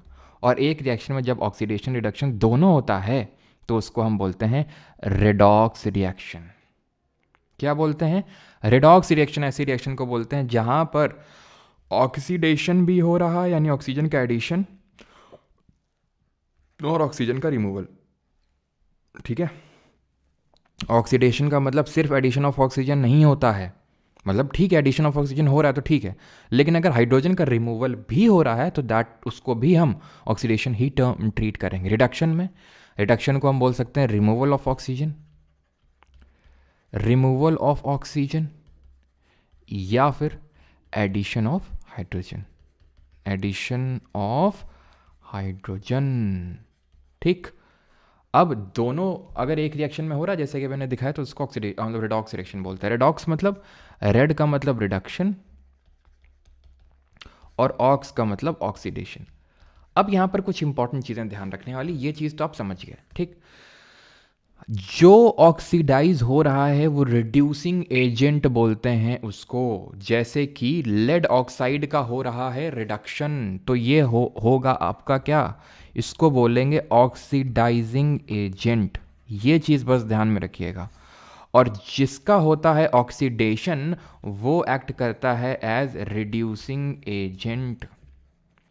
जो ऑक्सीडाइजिंग एजेंट होता है उसी को हम ऑक्सीडेंट भी बोल देते हैं, एक्सीडेंट नहीं, ऑक्सीडेंट। और रिड्यूसिंग एजेंट को रिडक्टेंट भी बोल देते हैं हम नॉर्मल लैंग्वेज में। ऑक्सीडेशन में लॉस ऑफ इलेक्ट्रॉन्स होता है, इलेक्ट्रॉन्स लूज होते हैं। रिडक्शन में इलेक्ट्रॉन्स गेन होते हैं रिएक्शन में। Oxidising agent increase in the oxidation number of the element. Oxidation number क्या होता है, तो ऑक्सीडेशन नंबर कैसे कैलकुलेट करते हैं, सिखा देंगे आपको। चलो सिखा देते हैं अभी, लेकिन अभी यहाँ तक तो समझ में आ गया ना कि जो जिसका ऑक्सीडेशन हो रहा है वो एज अ रिड्यूसिंग एजेंट या रिडक्टेंट की तौर से काम करेगा, और जहाँ पर रिडक्शन हो रहा है, जिसका रिडक्शन हो रहा है वो ऑक्सीडाइजिंग एजेंट या ऑक्सीडेंट के तौर पे काम करेगा। ऑक्सीडेशन में लॉस ऑफ इलेक्ट्रॉन्स होता है, रिडक्शन में गेन ऑफ इलेक्ट्रॉन्स होता है। ये बार बार जाली तुम्हें क्यों देखनी पड़ रही है बीच में, बार बार तुम सोच तो रहे हो कुछ जाली क्या है ये सब, तो ये एक्चुअल में क्या हो गया, ये हो गया कोरोजन। क्या हो गया, कोरोजन। कोरोजन क्या होता है, कोरोजन का मतलब होता है जब किसी मेटल की सरफेस में किसी पर्टिकुलर चीज़ मतलब मक्खन नहीं बेटा, चीज़ मतलब हिंदी वाला चीज़, किसी चीज़ की लेयर चढ़ जाए और वो खराब हो जाए तो उसको बोलते हैं कोरोजन। कोरोजन का मतलब ये नहीं होता है कि लोहे में जंग लग जाए, होता है, बिल्कुल होता है, लेकिन सिर्फ ये मतलब नहीं होता है कि लोहे में जंग लगना ही को ही कोरोजन बोलते हैं, नहीं। लोहे में जंग लगना यानी लोहे में कोरोजन होना को बोलते हैं रस्टिंग। रस्टिंग क्या होती है? लोहे में जंग लगना, यानी आयरन में, ये जो आयरन था बढ़िया आयरन था, इसमें आयरन ऑक्साइड की लेयर चढ़ गई। किस कलर की? ये चढ़ गई रेडिश कलर की या फिर ब्राउन कलर की।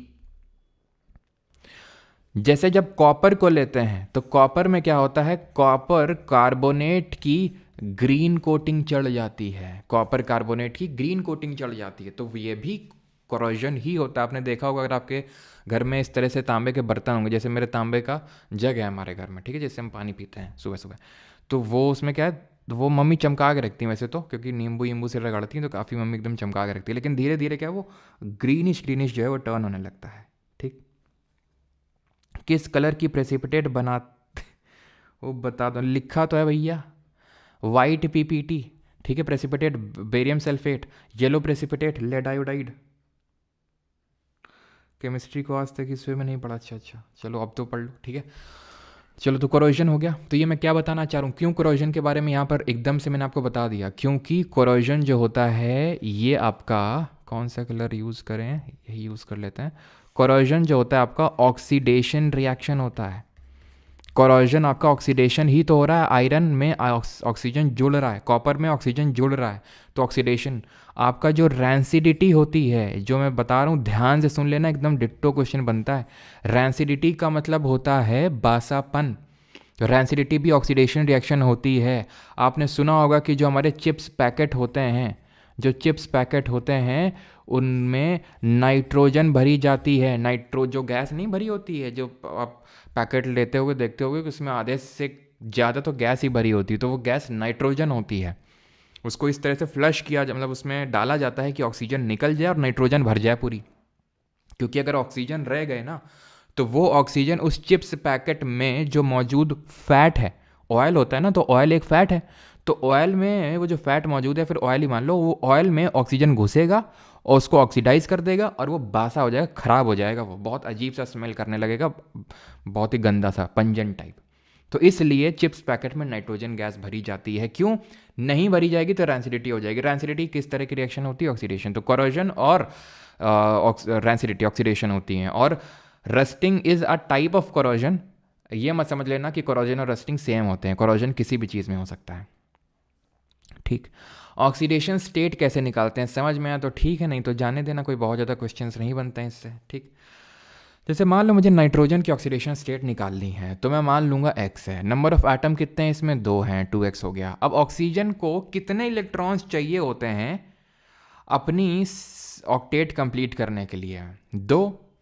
तो ऑक्सीजन की जो ऑक्सीडेशन स्टेट होगी यहाँ पर 2 होगी, लेकिन ऑक्सीजन के कितने एटम्स हैं? 5 हैं।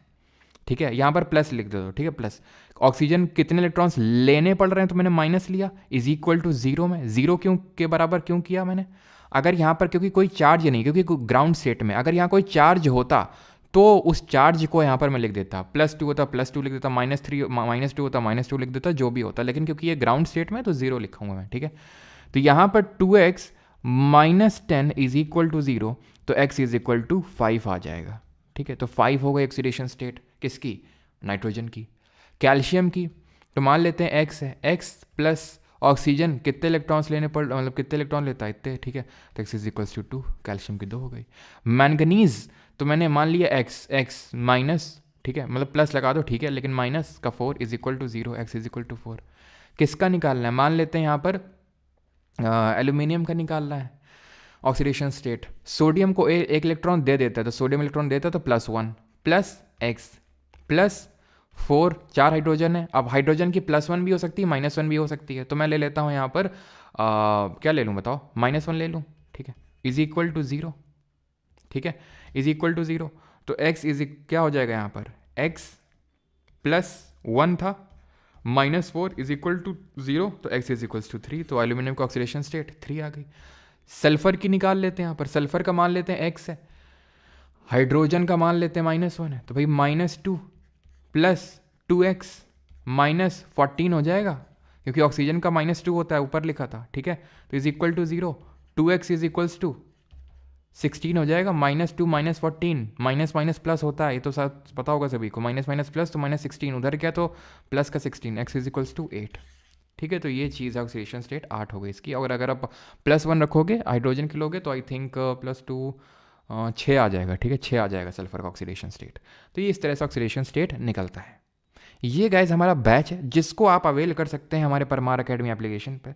इस पे अभी आई थिंक ऑफर आज चल रहा होगा, आज आई थिंक आखिरी दिन है, तो आप परमार कूपन कोड का, परमार ही बता नहीं, परमार 3.0, ठीक है, परमार 3.0 कूपन कोड का यूज़ कर सकते हैं। जो बच्चे पिछले बैच में थे 2.0 में, वो अगर एनरोल करना चाहते हैं तो वो परमार 2.0 यहाँ पर यूज़ करेंगे और उनको काफ़ी भारी डिस्काउंट मिल जाएगा। जो नॉर्मल है तो परमार 3.0 का, ठीक है। अब हम यहाँ पर क्वेश्चन लगाएंगे, लेकिन क्वेश्चन लगाने से पहले यहाँ पर आप जाके ये जो आपको हेल्प चैट का सेक्शन यहाँ पर देख सकते हैं, यहाँ पर 3 आइकन्स हैं, यहाँ पर चैट का सेक्शन आएगा। चैट में आप जो है चैट कर सकते हैं हमारे किसी सहायता कर्मी से, ठीक है, जो आपको सहायता प्रदान करते हैं, तो उनके साथ मतलब अपनी जो भी डाउट क्वेरी है वो सॉल्व कर सकते हैं। बाकी हमारा लेक्चर आज का यहीं होता है ख़त्म। अब हम करेंगे क्वेश्चन, ठीक है, क्वेश्चन कर लेते हैं अब। और जल्दी से बताओ इंग्लिश की क्लास कैसी लगी थी सभी लोगों को, ठीक है। ये सीक्रेट बात है, सिर्फ कुछ ही लोग को समझ में आएगी, ठीक है। जो समझ गए जल्दी से बताइए, ठीक है। इंग्लिश की क्लास आप लोगों को कैसी लगी थी?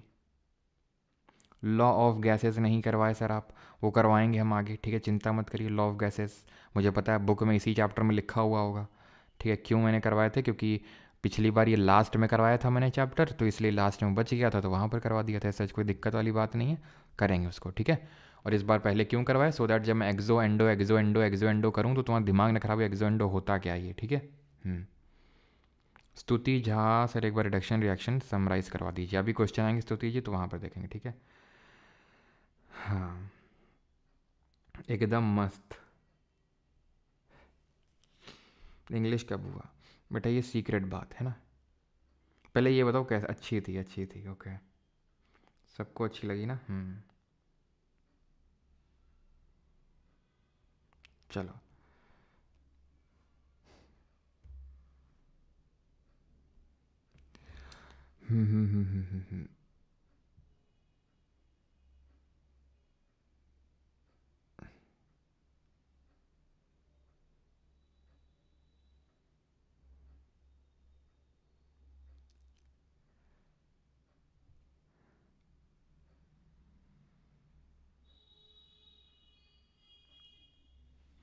भाई देखो, एक्जोथर्म, एक सेकेंड, एक्जोथर्मिक जो होती है, कहाँ गया ये मेडिटेशन वाला है।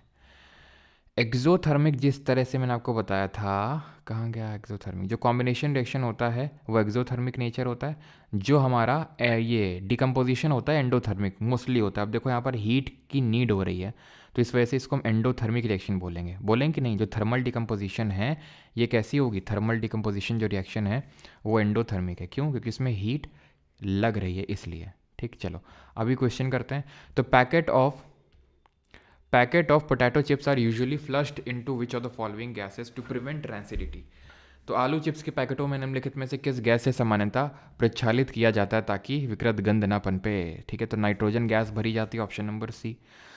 विच of the following is an example of endothermic reaction? Calcium oxide, hydrogen. Sir आपके अच्छे मूड का कारण क्या है? अच्छे मूड का कारण बेटा ये कि आज मैं गाँव जा रहा हूँ, ठीक है। जब गाँव में जाता हूँ तो मेरे बचपन से आदत है, काफ़ी अच्छा फील होता है। अब हो सकता है कि अभी ऐसा कुछ अच्छा हो ना, मतलब वैसे तो गांव जाने में अच्छा लगता है, लेकिन जब छोटे थे ना तो भाई साहब अगर मम्मी ये बोलती थी ना, क्योंकि होता क्या था, जैसे पापा तो रहते नहीं थे, पापा तो ड्यूटी में रहते थे बाहर, तो मोस्टली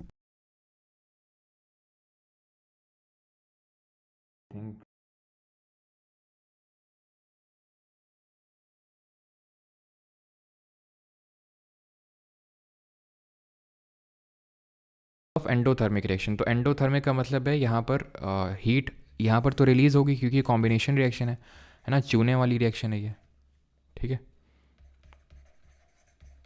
कॉम्बिनेशन रिएक्शन है तो हीट निकलेगी यहाँ पर, ठीक है। हाँ हाँ हाँ हाँ हाँ हाँ, नो वॉइस अभी आ रही होगी, आ रही होगी अभी, अभी आ रही होगी, चेक करो। का मतलब है यहाँ पर हीट, ठीक है, अभी आ रही होगी।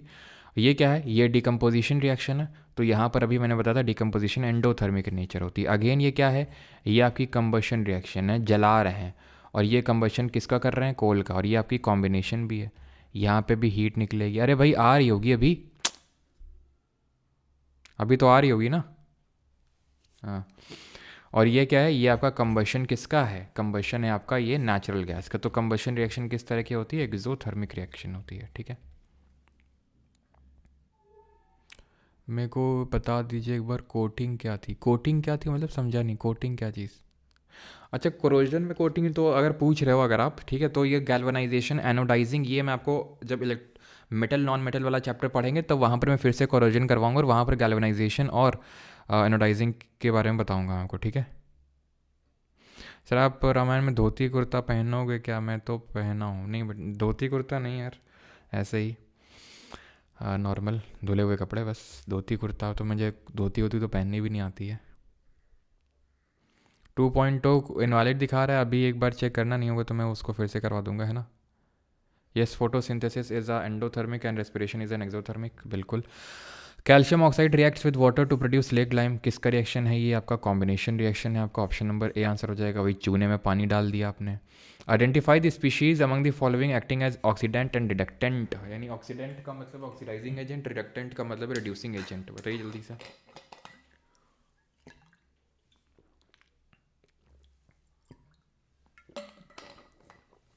पता है पहले हम लोग गांव किस में जाया करते थे, ट्रक नहीं होता ट्रक, शुरू में जाते थे जब बहुत ही मतलब बहुत पहले, तो ट्रक में जाते थे क्योंकि ट्रक ही चलते थे हमारे गांव से, मतलब यहाँ से लेके जहाँ पे हम लोग रहते हैं वहाँ से एक जगह है, फिर वहाँ जाते थे, फिर वहाँ से हमें एक ऑटो करनी पड़ती थी, बिक्रम बोलते हैं जिसको, और बिक्रम से फिर हमें गांव पहुँचाया जाता था, फिर गांव से फिर हम पैदल यात्रा करते थे अपने घर जाने के लिए। तो इतने स्टेप्स में जो है फाइनली हम गांव पहुँचते थे, लेकिन खुशी जो है वो अलग ही थी, ठीक है।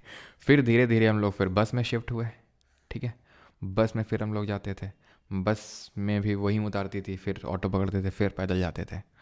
Identify the species among the following acting as oxidant and reductant, तो ये क्या है आपका, ये यहाँ पर ऑक्सीजन का लॉस हो रहा है, मतलब कि ये है आपका रिडक्शन। अब ये है क्योंकि रिडक्शन, तो ये होगा ऑक्सीडाइजिंग एजेंट यानी कि ऑक्सीडेंट। अब ये CU1 क्या लिखा हुआ है, ये इसकी ऑक्सीडेशन स्टेट लिखी हुई है। जैसे फॉर एग्जांपल मान लेते हैं कॉपर का ऑक्सीडेशन स्टेट X है, तो 2X हो जाएगा, ऑक्सीजन का -2, 0 तो X इज 1 आ जाएगा, तो वही लिखा हुआ है ये। तो ये दोनों ऑप्शन होंगे नहीं क्योंकि CU ऑफ एंड S, ठीक है, CU1, ठीक है, कॉपर 1। यहाँ पर अगर आप देखिए तो सल्फर को क्या मिल रहा है, ऑक्सीजन मिल रहा है, ऑक्सीजन मिल रहा है मतलब ऑक्सीडेशन हो रहा है, मतलब कि oxidising agent, sorry reducing agent के तौर पे काम कर रहे हैं, रिडक्टेंट। तो रिडक्टेंट कौन है, सल्फर, किसका सल्फर, CU2S का सल्फर, SO2 का सल्फर नहीं, option number A. Which among the following is an example of endothermic, heat किस में लग रही है, कंबशन में हीट निकलती है, ठीक है। एसिड और बेस को जब आप रिएक्शन करवाते हैं इसको हम बोलते हैं न्यूट्रलाइजेशन रिएक्शन, उदासीकरण अभिक्रिया, हीट निकलती है। जैसे कि तुम एसिडिटी होगी पेट में, इनो खाए, डकार मारते हो कि नहीं ऐसे करके, तो क्या हीट निकाली तो रहे हो, तुम्हें हीट निकाली तो रहे हो डकार मार के, तो वो आपकी एक्सोथर्मिक हो जाएगी। फोटोसिंथेसिस ये एंडो है, इसमें हीट की नीड लगती है, ठीक है। हीट भाई इसमें तो लगती है ना हीट, वो जो लाइट के फॉर्म में लेते हैं, तभी तो इलेक्ट्रोलिसिस ऑफ वाटर होता है भाई। अगर हीट नहीं होगी तो इलेक्ट्रोलिसिस ऑफ वाटर होगा ही कहाँ से, तो इलेक्ट्रोलिसिस ऑफ वाटर होता है और तब वो ATP और NADP बनता है, जो कि बाद में NADPH बनता है, जो कि कहाँ पर यूज़ होता है, केल्विन साइकिल में यूज़ होता है, वो है ना लाइट इंडिपेंडेंट रिएक्शन में। रेस्पिरेशन भी आपकी एक्सो ही होती है। अगला है 6th, calcium oxide reacts vigorously with water to produce leg lime, यानी CaO फिर वाटर के साथ रिएक्ट करता है स्लेग्ड लाइम बनाने के लिए, ठीक है, स्लेग्ड लाइम बनाने ये बनाता है। whose solution is used for white washing of walls. This slaked lime reacts with component A. ये रिएक्ट करता है A के साथ जो कि एयर में है, और ये थिन लेयर बना देता है कंपोनेंट B, ठीक है, जो कि शाइनी फिनिश दे देता है। तो A और B बता दो, कितना आसान सा क्वेश्चन है, बताओ जल्दी से। Gas that turns lime water milky. आप ब्राह्मण हो, ये किस तरह क्वेश्चन है, ब्राह्मण है, ऐसे ब्राह्मण नहीं है हम, ठीक है। हम जो है राजपूत क्लैन से बिलोंग करते हैं, लेकिन ये सारी चीज़ें मायने नहीं रखनी चाहिए, ठीक है। क्योंकि मेरा ऐसा मानना है, जो जैसा ईश्वर चंद्र विद्यासागर नहीं, स्वामी दयानंद सरस्वती जी का मानना था, ठीक है, कोई जन्म से ब्राह्मण क्षत्रिय या शूद्र नहीं होता है, अपने कर्म से होता है, ठीक है। तो कर्म जो है अच्छे करने चाहिए, तभी आपको भगवत प्राप्ति होगी। राधा राधा का नाम जाप करिए, तभी भगवत प्राप्ति होगी। गंदे आचरण करना, ठीक है, और गंदे दृश्य देखना, ये सब पाप है, मत किया करिए, ठीक है। गंदे आचरण करना, गंदी बातें बोलना, हाँ, गंदे दृश्य देखना, तौबा तौबा तौबा, ठीक है। तो ए क्या है, CO2 है। बी क्या है, CaCO3, option number D, gas that turns lime water milky. Seventh, when we heat lead nitrate in a boiling tube we observe the emission of brown fumes. Which of the following is the brown gas? Nitrogen oxide, dinitrogen dioxide, nitrogen trioxide या फिर nitrogen dioxide? बताइए जल्दी से। हाँ, आप ब्राह्मण है, क्या पढ़ा रहे हैं, ये हुई ना बात, ये हुई ना बात, यस। चलो भाई, तो यहाँ पर लेड नाइट्रेट का जब डिकम्पोजिशन करवाते हैं तो क्या किसके ब्राउन फ्यूम्स देखने को मिलते हैं? नाइट्रोजन डाइऑक्साइड के देखने को मिलते हैं। और ऑक्सीजन जो गैस निकलती है वो कलरलेस होती है। तो ऑप्शन नंबर डी आंसर होगा। Which of the following is not an example of oxidation reaction का? इसमें इस एग्जाम्पल कौन नहीं है ऑक्सीडेशन रिएक्शन का? तो the taste of butter changes if left for longer period. तो टेस्ट चेंज होता है बटर का अगर बहुत लंबे समय तक छोड़ दिया। मतलब क्या हो गया? मतलब सर यहाँ पर ऑक्सीडेशन हो गया, मतलब यहाँ पर क्या हो गया? यहाँ पर रैंसिडिफिकेशन हो गया, ठीक है। तो रैंसिडिफिकेशन तो हमारा ऑक्सीडेशन रिएक्शन होता है। अ white substance is formed when an aqua solution of barium chloride is mixed with sodium sulphate. ये क्या है? ये आपका डबल डिस्प्लेसमेंट है, जहाँ पर क्या हो रहा था? एक्सचेंज ऑफ आयंस हो रहा था। तो ये नहीं होगा। रेडिश ब्राउन पाउडर, ठीक है, आयरन में चढ़ जाता है, क्या है? करोजन, या फिर टू बी मोर स्पेसिफिकली किस, रस्टिंग बोलते हैं इसको, ठीक है। वाइन जो है शराब खट्टी हो जाती है, अभी oxidation, not an oxidation reaction. कौन सी नहीं है बताइए जल्दी से।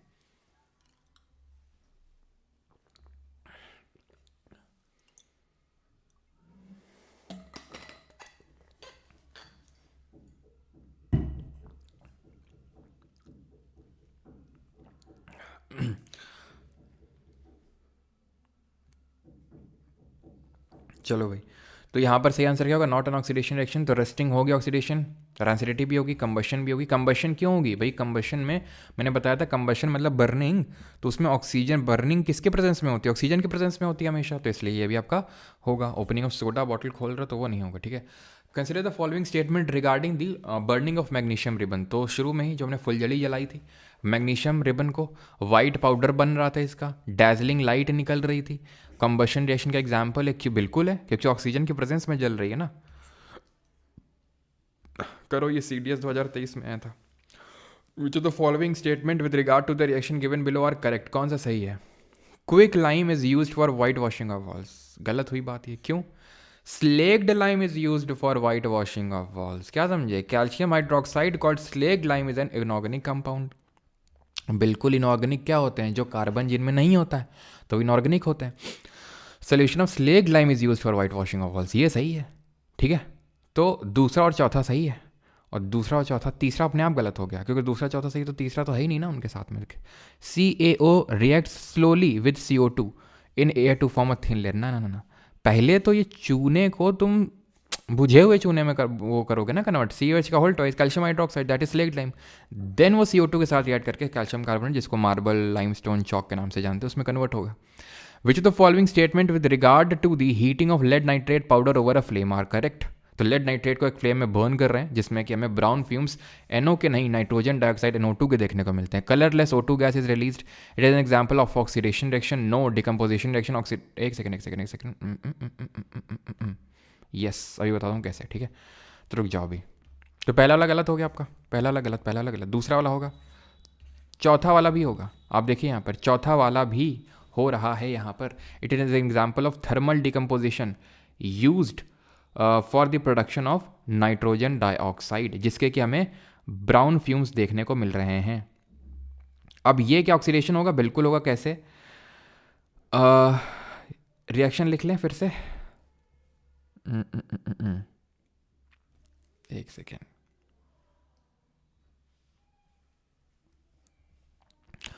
लेड नाइट्रेट ठीक, क्या बन रहा था, लेड ऑक्साइड बन रहा था यहाँ पर। क्या हो रहा है यहाँ पर, इसको ऑक्सीजन मिल रहा है सीधे सीधे, तो हो जाएगा ये, ठीक है, ऑक्सीडेशन रिएक्शन। ठीक, क्लियर है, क्लियर है, यहाँ पर ऑक्सीडेशन हो रहा है इसका। आगे बढ़ें, अगला क्वेश्चन देखते हैं। अगला क्वेश्चन है ड्यूरिंग, फिर से वही क्वेश्चन है, पढ़िए क्वेश्चन को जल्दी से करिए।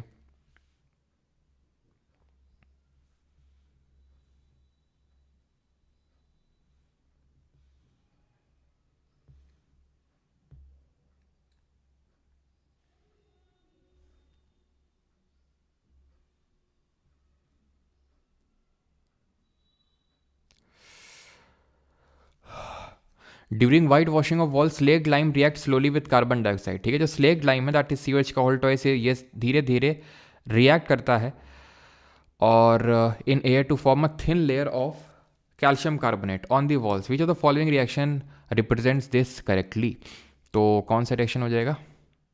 अब ये आपको थोड़ी सी सेम टाइप लग रही होंगी, लेकिन यहाँ पर आपका जो बनेगा दैट वुड बी व्हाट, ये गैस लेंगे, ठीक है, लिक्विड नहीं होगा CO2। Option number D will be the correct answer. Question number 14th है आपका, that is which of the following equation is balanced chemical equation for the given reaction. अब यहाँ पर हम बैलेंसिंग थोड़ा सा सीख लेते हैं।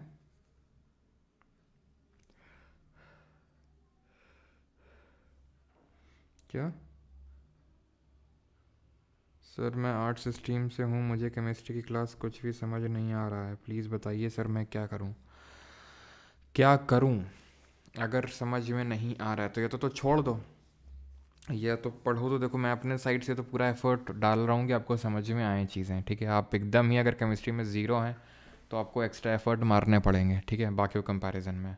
दिक्कत तब होती कि ठीक है, अगर 5-6 लोगों को भी चीज़ें समझ में ना आ रही होती तो क्योंकि आपने बिल्कुल ही केमिस्ट्री आपके पल्ले मतलब नहीं पढ़ रही, क्योंकि आप आर्ट्स बैकग्राउंड से हैं, तो फिर मेरे हिसाब से आपको एक्स्ट्रा तो एफर्ट मारिए, तो छोड़ दीजिए, जो दो में से आपको सही लगे। अब यहाँ पर अगर बात करें तो chemical equation is the balance, तो यहाँ पर बैलेंस पूछा है ना आपसे, तो बैलेंस देख लेते हैं यार। यहाँ पर एक आयरन है, सबसे पहले मेटल को चेक किया करो, यहाँ पर 3 है, ख़त्म। यहाँ पर 3 है, यहाँ पर 3 है, देन नॉन मेटल को चेक कर लो, ऑक्सीजन है, ठीक है, तो ऑक्सीजन 4 है, यहाँ पर 1 है, गया ये भी, ठीक है। 3 iron 3 iron, 4 oxygen 4 oxygen, 8 hydrogen 8 hydrogen, यही बैलेंस्ड हो जाएगी आपकी। Reaction of quick lime with water to produce slaked lime is an example of, तो ये आपकी कैसी रिएक्शन है, ये एक्सोथर्मिक रिएक्शन है। चूने को आपने डाल दिया पानी में, तो चूने को पानी में डालोगे तो गरम गरम हीट निकलेगी काफ़ी। What is the colour of the precipitate obtained by passing CO2 gas through lime water. तो लाइम वाटर टर्न्स मिल्की, तो option number C white. Which of the following is not an example of redox reaction, कौन से redox reaction का example नहीं है। तो aluminium को oxygen मिल रहा है, ठीक है, हाइड्रोजन ऑक्सीजन को लूज़ कर रहा है, यहाँ ऑक्सीडेशन हो रहा है, वहाँ रिडक्शन हो रहा है, तो रेडॉक्स रिएक्शन है। यहाँ पर देखिए सोडियम का हाइड्रोजन लॉस हो रहा है, तो इसको ऑक्सीडेशन बोलेंगे। ऑक्सीडेशन का मतलब मैंने आपको बताया था, सिर्फ ऑक्सीजन का जुड़ना नहीं बल्कि हाइड्रोजन का लॉस भी होता है। यहाँ हाइड्रोजन को हाइड्रोजन एक मिल रहा है एटम, यानी कि यहाँ पर हो रहा है आपका addition of hydrogen, that means reduction हो रहा है, तो ये भी रेडॉक्स रिएक्शन होगी। आयरन को ऑक्सीजन मिल रहा है, रिडक्शन तो हो ही नहीं रहा ना कहीं पे, और सिर्फ ऑक्सीडेशन ही हो रहा है, तो ये आपकी रेडॉक्स रिएक्शन नहीं है। कॉपर देखिए, कॉपर हट रहा है उससे ऑक्सीजन, जिंक को मिल रहा है, ठीक है, तो ये जो डबल डिस्प्लेसमेंट है ये आपकी रेडॉक्स रिएक्शन होगी, लेकिन ऊपर सी वाला नहीं होगा।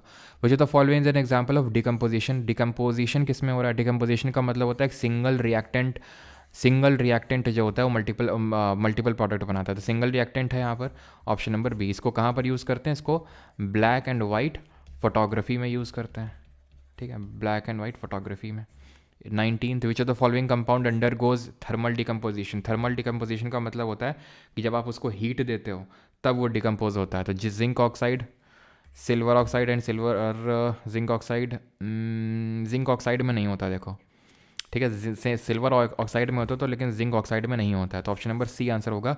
इसमें डिकम्पोजिशन हो जाएगा, सिल्वर और ऑक्सीजन में कन्वर्ट हो जाएगा, ठीक है। चलो आगे बढ़ते हैं और अगला क्वेश्चन देखते हैं, दैट इज़, सर ये वीडियो बाद कुछ टाइम बाद प्राइवेट करना, भाई जितने टाइम बाद रोज़ होता है उतने टाइम बाद होगा, ठीक है। पीयूष मैं एक बार और समझा दूंगा लास्ट में, ऑक्सीडेशन नंबर वाला है ना। An iron nail dipped in copper sulphate solution turns brown. Iron nail जो है कॉपर सल्फेट में ब्राउन हो जाती है, आयरन नेल तो ब्राउन हो जाती है, लेकिन कॉपर सल्फेट का जो सोल्यूशन होता है जो ब्लू कलर का होता है वो लाइट ग्रीन हो जाता है। तो ऐसा क्यों होता है, ऐसा इसलिए होता है क्योंकि आयरन जो नेल है उसने क्या किया, वो एक्चुअल में क्योंकि कॉपर से ज़्यादा रिएक्टिव है ना। कैटरीना ने कार मांगी ऑल्टो जेन फरारी, ठीक है, कैटरीना ने कार मांगी ऑल्टो जेन फरारी। तो यहाँ पर क्या है, ये जो आयरन है ना, आप देख सकते हैं ऊपर है, किससे, कॉपर से। कैटरीना ने कार मांगी ऑल्टो जेन फरारी, फिर भी, ठीक है, मैं यहाँ लिख रहा हूँ लेकिन आएगा तो नीचे ही वो, ठीक है, क्योंकि नीचे जगह है नहीं इसलिए मैं राइट साइड में लिख रहा हूँ। फिर भी क्या मिली, सिल्वर ऑडी, ठीक है। तो यहाँ पर आप देख सकते हैं कि, और ध्यान रखना, या फिर भी क्या मिली, यहाँ पर हाइड्रोजन था। कभी कभी हाइड्रोजन कॉपर के ऊपर आ जाता है, कभी कभी कॉपर नीचे आ जाता है, हाइड्रोजन ऊपर आ जाता है, मतलब हाइड्रोजन कभी ऊपर कभी नीचे। तो हाइड्रोजन के ऊपर वाले जो मेटल होते हैं वो जब रिएक्ट करते हैं किसी एसिड से तो वो उस एसिड से हाइड्रोजन को डिस्प्लेस कर देते हैं, निकाल देते हैं। लेकिन हाइड्रोजन के नीचे वाले डिस्प्लेस नहीं कर पाते हैं। ये चीज़ चलो एसिड बेस एंड सॉल्ट या फिर मेटल नॉन मेटल में पढ़ेंगे। खैर, तो ये चीज़ क्लियर हो गई। तो कॉपर क्या है, कॉपर आपका नीचे है तो इसलिए आयरन डिस्प्लेस कर देगा। ये डिस्प्लेसमेंट रिएक्शन की वजह से होता है। ऑप्शन नंबर डी आंसर होगा, ठीक है। चलो आगे है हमारा question 21। Which of the following processes involve chemical reaction. Chemical reaction, अब इवेपोरेशन हो रहा है, सिर्फ स्टेट चेंज हो रहा है। ऐसा नहीं कि केमिकल रिएक्शन में स्टेट चेंज नहीं होता है, होता है, हमने देखा था। जैसे हाइड्रोजन और ऑक्सीजन क्या है, गैस है, वाटर बना देते हैं जो कि लिक्विड है। पीयूष जी बता देंगे, स्पैम मत करिए, ठीक है, बता देंगे बता देंगे, ठीक है, कैसे निकालते हैं। तो क्या है यहाँ पर, तो ये तो होगा नहीं, तो फिजिकल चेंज है, ठीक है। Dissolution of salt in water, पानी में आपने नमक मिला दिया। अगेन आप क्या कर सकते हैं, नमक को अलग कर सकते हैं इवेपोरेशन टेक्निक का यूज़ करके या फिर क्रिस्टलाइजेशन का यूज़ करके। आपने ऑक्सीजन गैस को यूज़ करके रखा, स्टोर करके रखा है गैस सिलेंडर में, प्रेशर कम कर देंगे, फिर से नॉर्मल वो हो जाएगा। बर्निंग ऑफ मैग्नीशियम रिबन, अब मैग्नीशियम रिबन को जब बर्न किया तो मैग्नीशियम ऑक्साइड बन गया। क्या फिर से मैग्नीशियम बना लोगे क्या, वो नहीं कर पाओगे आप, ठीक है, वो नहीं कर पाओगे आप। माइंड मैप्स दे दीजिए ना पीछे भाई, जिसका बना है उसका माइंड मैप आपको मिलता जाएगा, ठीक है। केमिकल प्रोसेस और रिएक्शन यहाँ पर लिखी हुई है, जल्दी से बताइए। केमिकल प्रोसेस और यहाँ पर रिएक्शन लिखी हुई है, जल्दी से बताएंगे। चलो, तो यहाँ पर इलेक्ट्रोलिसिस ऑफ वाटर हमने देखा था, क्या था ये डिकम्पोजिशन था, है ना, डिकम्पोजिशन था कि नहीं था, तो 3 हो जाएगा। कोल को बर्न कर रहे थे तो कंबशन रिएक्शन है जिसमें कॉम्बिनेशन भी हो रहा था और एक्सोथर्मिक रिएक्शन थी ये, तो कॉम्बिनेशन रिएक्शन है क्योंकि कार्बन और ऑक्सीजन कंबाइन करके कार्बन डाइऑक्साइड बना रहे थे। Iron nail emerged in copper sulphate, जो अभी हमने देखा, जिसमें कि आयरन ब्राउन कलर का हो गया और कॉपर सल्फेट का जो ब्लू कलर का सोल्यूशन था वो लाइट ग्रीन हो गया। तो यहाँ पर क्या हो रहा है, डिस्प्लेसमेंट रिएक्शन हो रहा है, तो 4th होगा। Addition of barium chloride BaCl2, ठीक है, एल्यूमिनियम सल्फेट से बन रहा है, ठीक है। तो मतलब क्या है, इसका मतलब ये है कि, आपका ये double displacement exchange of ions हो रहा है यहाँ पर, ठीक है। डबल डिस्प्लेसमेंट कहाँ पर, option number first, exchange of ion हो रहा है। 3241 option number C. Which of the following is an example of oxidation reaction, इनमें से कौन सा ऑक्सीडेशन रिएक्शन है, जल्दी से बताएंगे। तो freezing of water, dissolving sugar in water, rusting of iron, boiling of petrol. तो ये क्या है, rusting is a form of corrosion and acidity are oxidation reaction. अब आते हैं हम लोग लेफ्टिनेंट और असिस्टेंट कमांडेंट बनने के बाद क्या, अब हम क्या बनेंगे, अब हम बनेंगे income tax inspector. Which theory was published by John Dalton in 1808, तो ये हम पहले ही देख चुके हैं। 1808 में जॉन डाल्टन ने कौन सी थ्योरी पब्लिश करी थी, एटॉमिक थ्योरी पब्लिश करी थी इन्होंने, ठीक है, ऑप्शन नंबर फर्स्ट।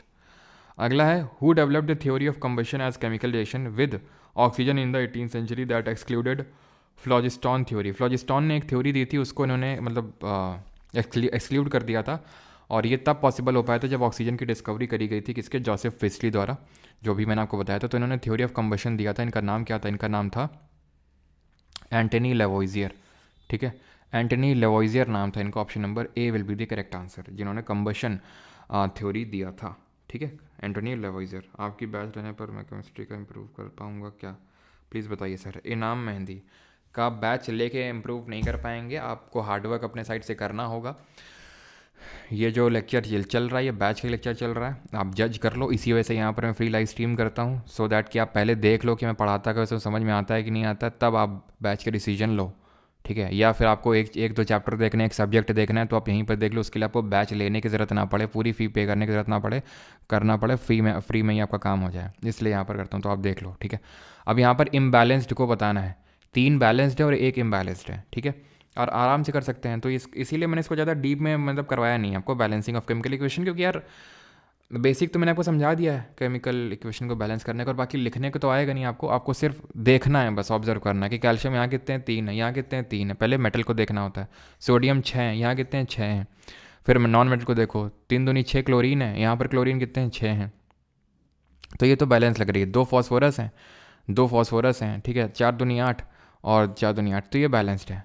ठीक है, अब यहाँ पर आते हैं, फॉस्फोरस 4 हैं, फॉस्फोरस यहाँ कितने हैं 4 हैं, ठीक है, कि देख लो ना 4 हैं, ठीक है। क्लोरीन 6 हैं, क्लोरीन 12 हैं, ये आपकी इम्बैलेंस्ड हो जाएगी। क्लोरीन यहाँ 6 हैं देख लो, और यहाँ पे 6 दूनी 12 हैं, तो यही इम्बैलेंस्ड हो जाएगी। अब आगे चेक नहीं करूँगा क्योंकि उसने इम्बैलेंस्ड वाली पूछी थी इसलिए। जब अंडे को उबालते हैं तो उसका जो आउटर बाहरी भाग होता है वो सफ़ेद सफ़ेद क्यों हो जाता है? तो सफ़ेद इसलिए हो जाता है, और ज़रा बताओ कि जो सफ़ेद पार्ट होता है उसमें क्या होता है? तो सफ़ेद इसलिए हो जाता है बिकॉज उसका, ये मैंने करवाया भी था पहले, डीनेचुरेशन हो जाता है और उसमें प्रोटीन होता है। और एग योक भी में भी काफ़ी इंपॉर्टेंट मिनरल्स होते हैं, जैसे कि if I am not wrong magnesium, zinc जैसे मिनरल्स आपको देखने को मिलते हैं। पहले पता नहीं एक मैं नाम तो नहीं लूँगा उन यूट्यूबर का, आजकल पॉडकास्ट काफ़ी करते हैं, एक टाइम पे फैशन व्लॉगर हुआ करते थे, ठीक है, और एक समय पे हेल्थ के भी टिप्स दिया करते थे तब, है ना, काफ़ी पहले की बात है। तो उनका ही मैंने एक वीडियो देख लिया था कि एग योक में काफ़ी कोलेस्ट्रॉल होता है, ये कम खाना चाहिए, काफ़ी लोग बोलते हैं। लेकिन फिर मैंने एक डॉक्टर का वीडियो देखा, ठीक है, तो उन्होंने बताया नहीं इसमें 4 मिनरल्स होते हैं। तो मैंने कहा ले भैया, अभी तक तो मैं एग योक को फेंक देता था, मतलब जैसे अगर मैं 3 अंडे खा रहा हूँ तो एक, मतलब एक का फेंक ही देता था मैं। तो मम्मी पूछती थी बेटा फेंक क्यों रहे हो ये तुम? वैसे मतलब मम्मी तो नहीं खाती, हमारे यहाँ पे कोई फीमेल नहीं खाता है, मतलब मेल्स ही बस हैं नॉन वेज, और मेरा नॉन वेज अंडे तक सीमित है। पहले मैंने कभी खाया है कभी कभार, लेकिन अब तो नहीं, मतलब छोड़ दिया पूरी तरह से। तो फिर मम्मी मुझसे बोलता था मम्मी तुम नहीं समझोगी। What is the chemical reaction that occurs when sugar is heated and turns into a caramel syrup? तो इस रिएक्शन को क्या बोलते हैं जहाँ पर शुगर को हम हीट करते हैं और वो एकदम कैरमल सिरप में टर्न हो जाती है? इसको हम बोलते हैं कैरमलाइजेशन। मेलार्ड रिएक्शन क्या होती है? ठीक है, तो मेलार्ड रिएक्शन जो होती है, सर आपका गाँव कहाँ है? सुभाष चंद्र बोस अमर रहें। अच्छा, तो मिलार्ड रिएक्शन होता है जब हम मीट को, जो होता है ना चिकन मीट, उसको हीट करते हैं, ठीक है, मीट को जब हम हीट करते हैं तो उसको मिलार्ड रिएक्शन बोलते हैं। तो ऑप्शन नंबर ए सही आंसर होगा। ध्यान रखना, अगर मीट की कभी हीट की बात है तो मिलार्ड, एम से मीट, एम से मिलार्ड, कैरमल सिरप तो कैरमलाइजेशन। अब यहाँ पर बताइए, below are 2 chemical equation, why does copper get separated from its compound form in both the cases? क्यों कॉपर जो है आपका अलग हो गया, ठीक है, कंपाउंड बनाने के लिए दोनों केसेस में? क्योंकि जिंक ज़्यादा रिएक्टिव था, लेड ज़्यादा रिएक्टिव था। Zinc and lead are unstable, zinc and lead are more reactive. Yes, ज़्यादा रिएक्टिव थे, ज़्यादा स्मार्ट थे। तो यहाँ पर सल्फेट ने और यहाँ पर क्लोरीन ने बोला तुम निकल लो, आने दो किसी और को। What is the product when zinc and sulphuric acid react? जब जिंक और H2SO4 रिएक्ट करेंगे तो क्या बनेगा? तो जिंक सल्फेट बनेगा और हाइड्रोजन गैस निकल जाएगी। दैट मीन्स कि ऑप्शन नंबर डी आंसर आएगा। विच of the following gases gate released when dilute sulphuric acid reacts with magnesium? तो कौन सी गैस निकलेगी जब रिएक्ट करेगा? तो वो आसान सा है आपका, मैग्नीशियम सल्फेट बनेगा, जैसे पीछे मैंने बताया था, और हाइड्रोजन गैस निकल आएगी आपका। अगला क्वेश्चन है, एंड दी अगला क्वेश्चन इज दिस क्वेश्चन, और ये है कि जब तक zinc sulphuric, what is the gas evolve when zinc reacts with sulphuric acid? Again hydrogen हो जाएगा, option number B. An organic reaction use to convert an aryl diazonium salt into an aryl halide. Halide का मतलब है halogen attach हो गया उसमें, डाइअजोनियम salt का मतलब उसमें नाइट्रोजन सॉल्ट की जगह, नाइट्रोजन की जगह आपको देखने को मिल रहा है हेलोजन को, जैसे क्लोरीन वगैरह हो गया। तो using a copper 1 halide catalyst is called as, इसको बोलते हैं सैंड मेयर रिएक्शन, ठीक है, ऐसी रिएक्शन को बोलते हैं। थोड़े से ये पता है, ये आपका 9th 10th केमिस्ट्री का नहीं है, ये 11th 12th केमिस्ट्री का पार्ट है। इसी बार के सीजल के पेपर में पूछा गया था। तो कभी कभी इस तरह के क्वेश्चन भी पूछ लेता है जो 11th 12th से होते हैं, लेकिन 1-2 क्वेश्चन के लिए हम, ठीक है, और वो ये भी 1-2 क्वेश्चन जो आ रहे हैं वो ऐसा नहीं कि हर शिफ्ट में आ रहे हैं, वो हर शिफ्ट में आएंगे तो ऑब्वियस बात हम करेंगे ही करेंगे, लेकिन कभी कभी रैंडम इस तरह से आ गया तो उसके लिए हम पूरा 11th 12th का केमिस्ट्री नहीं छाट, मतलब ठीक है, रटने वाले हैं। द टाइप ऑफ रिएक्शन, अब ये ध्यान से समझना, इसको वहीं पे नोट करना, मैंने वहाँ पर नहीं लिखवाया, यहाँ पर मैं आपको इसका लिखवा देता हूँ पूरा, ठीक है, कि ये कौन सी ऑर्डर रिएक्शन होती हैं। देखो, type of reaction that is typically found when a material that is required for the reaction to proceed such as surface or catalyst is saturated by the reactant is called as। देखो, पहली बात तो एक catalyst क्या होता है? तो catalyst वो होता है जो एक रिएक्शन को करवाने में हेल्प करता है। जैसे अगर मैं बात बोलूँ आपको, तो जैसे मान लो लड़का वाला लड़की वाली मतलब लड़की वाले, ठीक है। तो एक कोई बिचौलिया होता है कि नहीं, बिचौलिया होता है जो दोनों को जानता है और दोनों की रिएक्शन करवा देता है। या फिर मान लो कि तुम हो, तुम्हारा ठीक है, ये तुम्हारा दोस्त है और ये वो वही, ठीक है। तो तुम्हारे दोस्त ने क्या किया, इस रिएक्शन को करवा दिया जल्दी से। हो सकता है अगर ये दोस्त ना होता तो हो सकता है रिएक्शन ना होती, ऐसा हो सकता है। अगर ये ना होता तो रिएक्शन तो हो जाती लेकिन जल्दी से ना होती। तो ये कैटलिस्ट होता है जो काइंड ऑफ उस रिएक्शन को स्पीड इन अप करता है, ठीक। कभी कभी ऐसे होते हैं कैटलिस्ट जिनको नेगेटिव कैटलिस्ट बोलते हैं, जो इस रिएक्शन को स्लो डाउन कर देते हैं। तो ऐसी रिएक्शन देखो, यहाँ पर मैं आपको क्या समझाने वाला हूँ, ऑर्डर ऑफ रिएक्शन। तो zero order, first order, second order, third order reaction होती हैं। तो ये जीरो ऑर्डर रिएक्शन है जहाँ पर कैटलिस्ट की बात हो रही है कि कैटलिस्ट को सैचुरेट करेंगे, बस कैटलिस्ट है, तुम देख लो सीधा zero order. First order reaction क्या होती है? फर्स्ट ऑर्डर रिएक्शन वो होता है जहाँ पर नीचे लिख देता हूँ बिकॉज ऊपर सेकंड ऑर्डर भी लिखना है। यहाँ पर मैं लिख देता हूँ इस तरह से, जहाँ पर rate of reaction is directly proportional to the concentration of only one reactant। और reactant तुम्हें पता है क्या होता है reactant, ठीक है। तो जो लोग छोड़ के भाग गए उनका ये लॉस हो गया अभी, ठीक। सेकेंड ऑर्डर रिएक्शन क्या होती है? तो जहां पर रेट ऑफ रिएक्शन, ठीक है, rate of reaction is directly proportional to, ये सेकेंड ऑर्डर रिएक्शन के बारे में मैं आपको बता रहा हूं, ठीक है। तो जो सेकेंड ऑर्डर रिएक्शन होती है क्या होती है, जहाँ पर रेट ऑफ जो रिएक्शन होती है डायरेक्टली प्रोपोर्शनल होती है किसके में, ठीक है। ये आपका ये प्रोपोर्शनल होगी स्क्वायर ही होगा, वो थर्ड ऑर्डर में होता है, ठीक है। हाँ, ये स्क्वायर ऑफ वन रिएक्टेंट, या तो ये होगा स्क्वायर ऑफ वन रिएक्टेंट, या फिर और, ठीक है, या फिर rate of reaction directly proportional होगा प्रोडक्ट ऑफ टू रिएक्टेंट्स। ऐसे समझो इसको, जैसे मैंने रेट ऑफ रिएक्शन को आर से समझा है, ठीक है। यहाँ पर मान लेते हैं एक रिएक्शन है ए प्लस बी प्लस सी मान लेते हैं, ठीक है। यहाँ पर कुछ बना है सी प्लस मतलब डी प्लस ई, ठीक। तो रेट ऑफ रिएक्शन या तो ये है, या तो अगर इस तरह से लिखा है मैंने तो इसको बोलेंगे सेकेंड ऑर्डर रिएक्शन। या तो एक रिएक्टेंट का स्क्वायर के प्रोपोर्शनल है, या फिर एक दो के प्रोडक्ट के। और थर्ड ऑर्डर रिएक्शन क्या होती है? इट रेट ऑफ रिएक्शन जो है depends on the concentration of three reactants, तीन रिएक्टेंट के कंसेंट्रेशन पर डिपेंड करती है उसको थर्ड ऑर्डर। तो फर्स्ट ऑर्डर में रेट ऑफ रिएक्शन एक रिएक्टेंट पे डिपेंड कर रहा है, सेकेंड ऑर्डर में दो रिएक्टेंट पे डिपेंड कर रहा है, थर्ड ऑर्डर में तीन रिएक्टेंट पे डिपेंड कर रहा है। सेकंड ऑर्डर में एक चीज़ क्या है कि स्क्वायर में एक रिएक्टेंट के स्क्वायर में भी डिपेंड कर सकता है। और जीरो में क्या है, जीरो में सिर्फ कैटलिस्ट ध्यान रखना है हमें, ठीक है।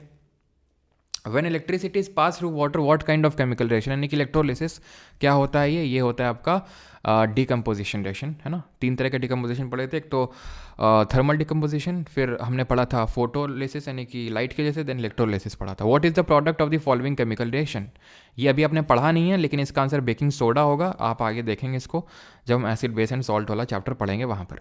विच of the following chemical reaction takes place when quick lime reacts with water, quick lime मतलब CaO है, रिएक्ट करेगा वाटर के साथ, यानी चूना और पानी की रिएक्शन, ठीक।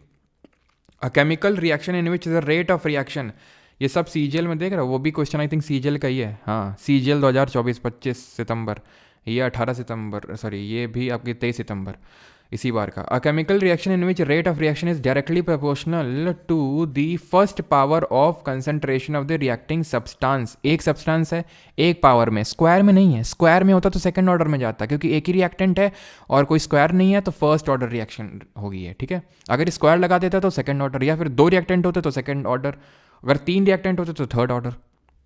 विच of the following is not redox reaction, कौन सी रेडॉक्स नहीं है? Decomposition of di hydrogen monoxide, decomposition of calcium carbonate, decomposition of potassium chloride, decomposition of sodium hydride. बताओ क्या आंसर होगा। अब काफ़ी लोग जो है ये डाई, तो हाथ काफ़ी ठंडे होते हैं, ये जो डाई हाइड्रोजन मोनोऑक्साइड इसको देख के डर रहे होंगे, बेटा ये कुछ और नहीं पानी है आपका। जी हाँ, अगर आप इसको लिखेंगे तो क्या आएगा, ये डाई हाइड्रोजन, मोनो का मतलब सिंगल होता है, ठीक है, तो ये हो जाएगा आपका।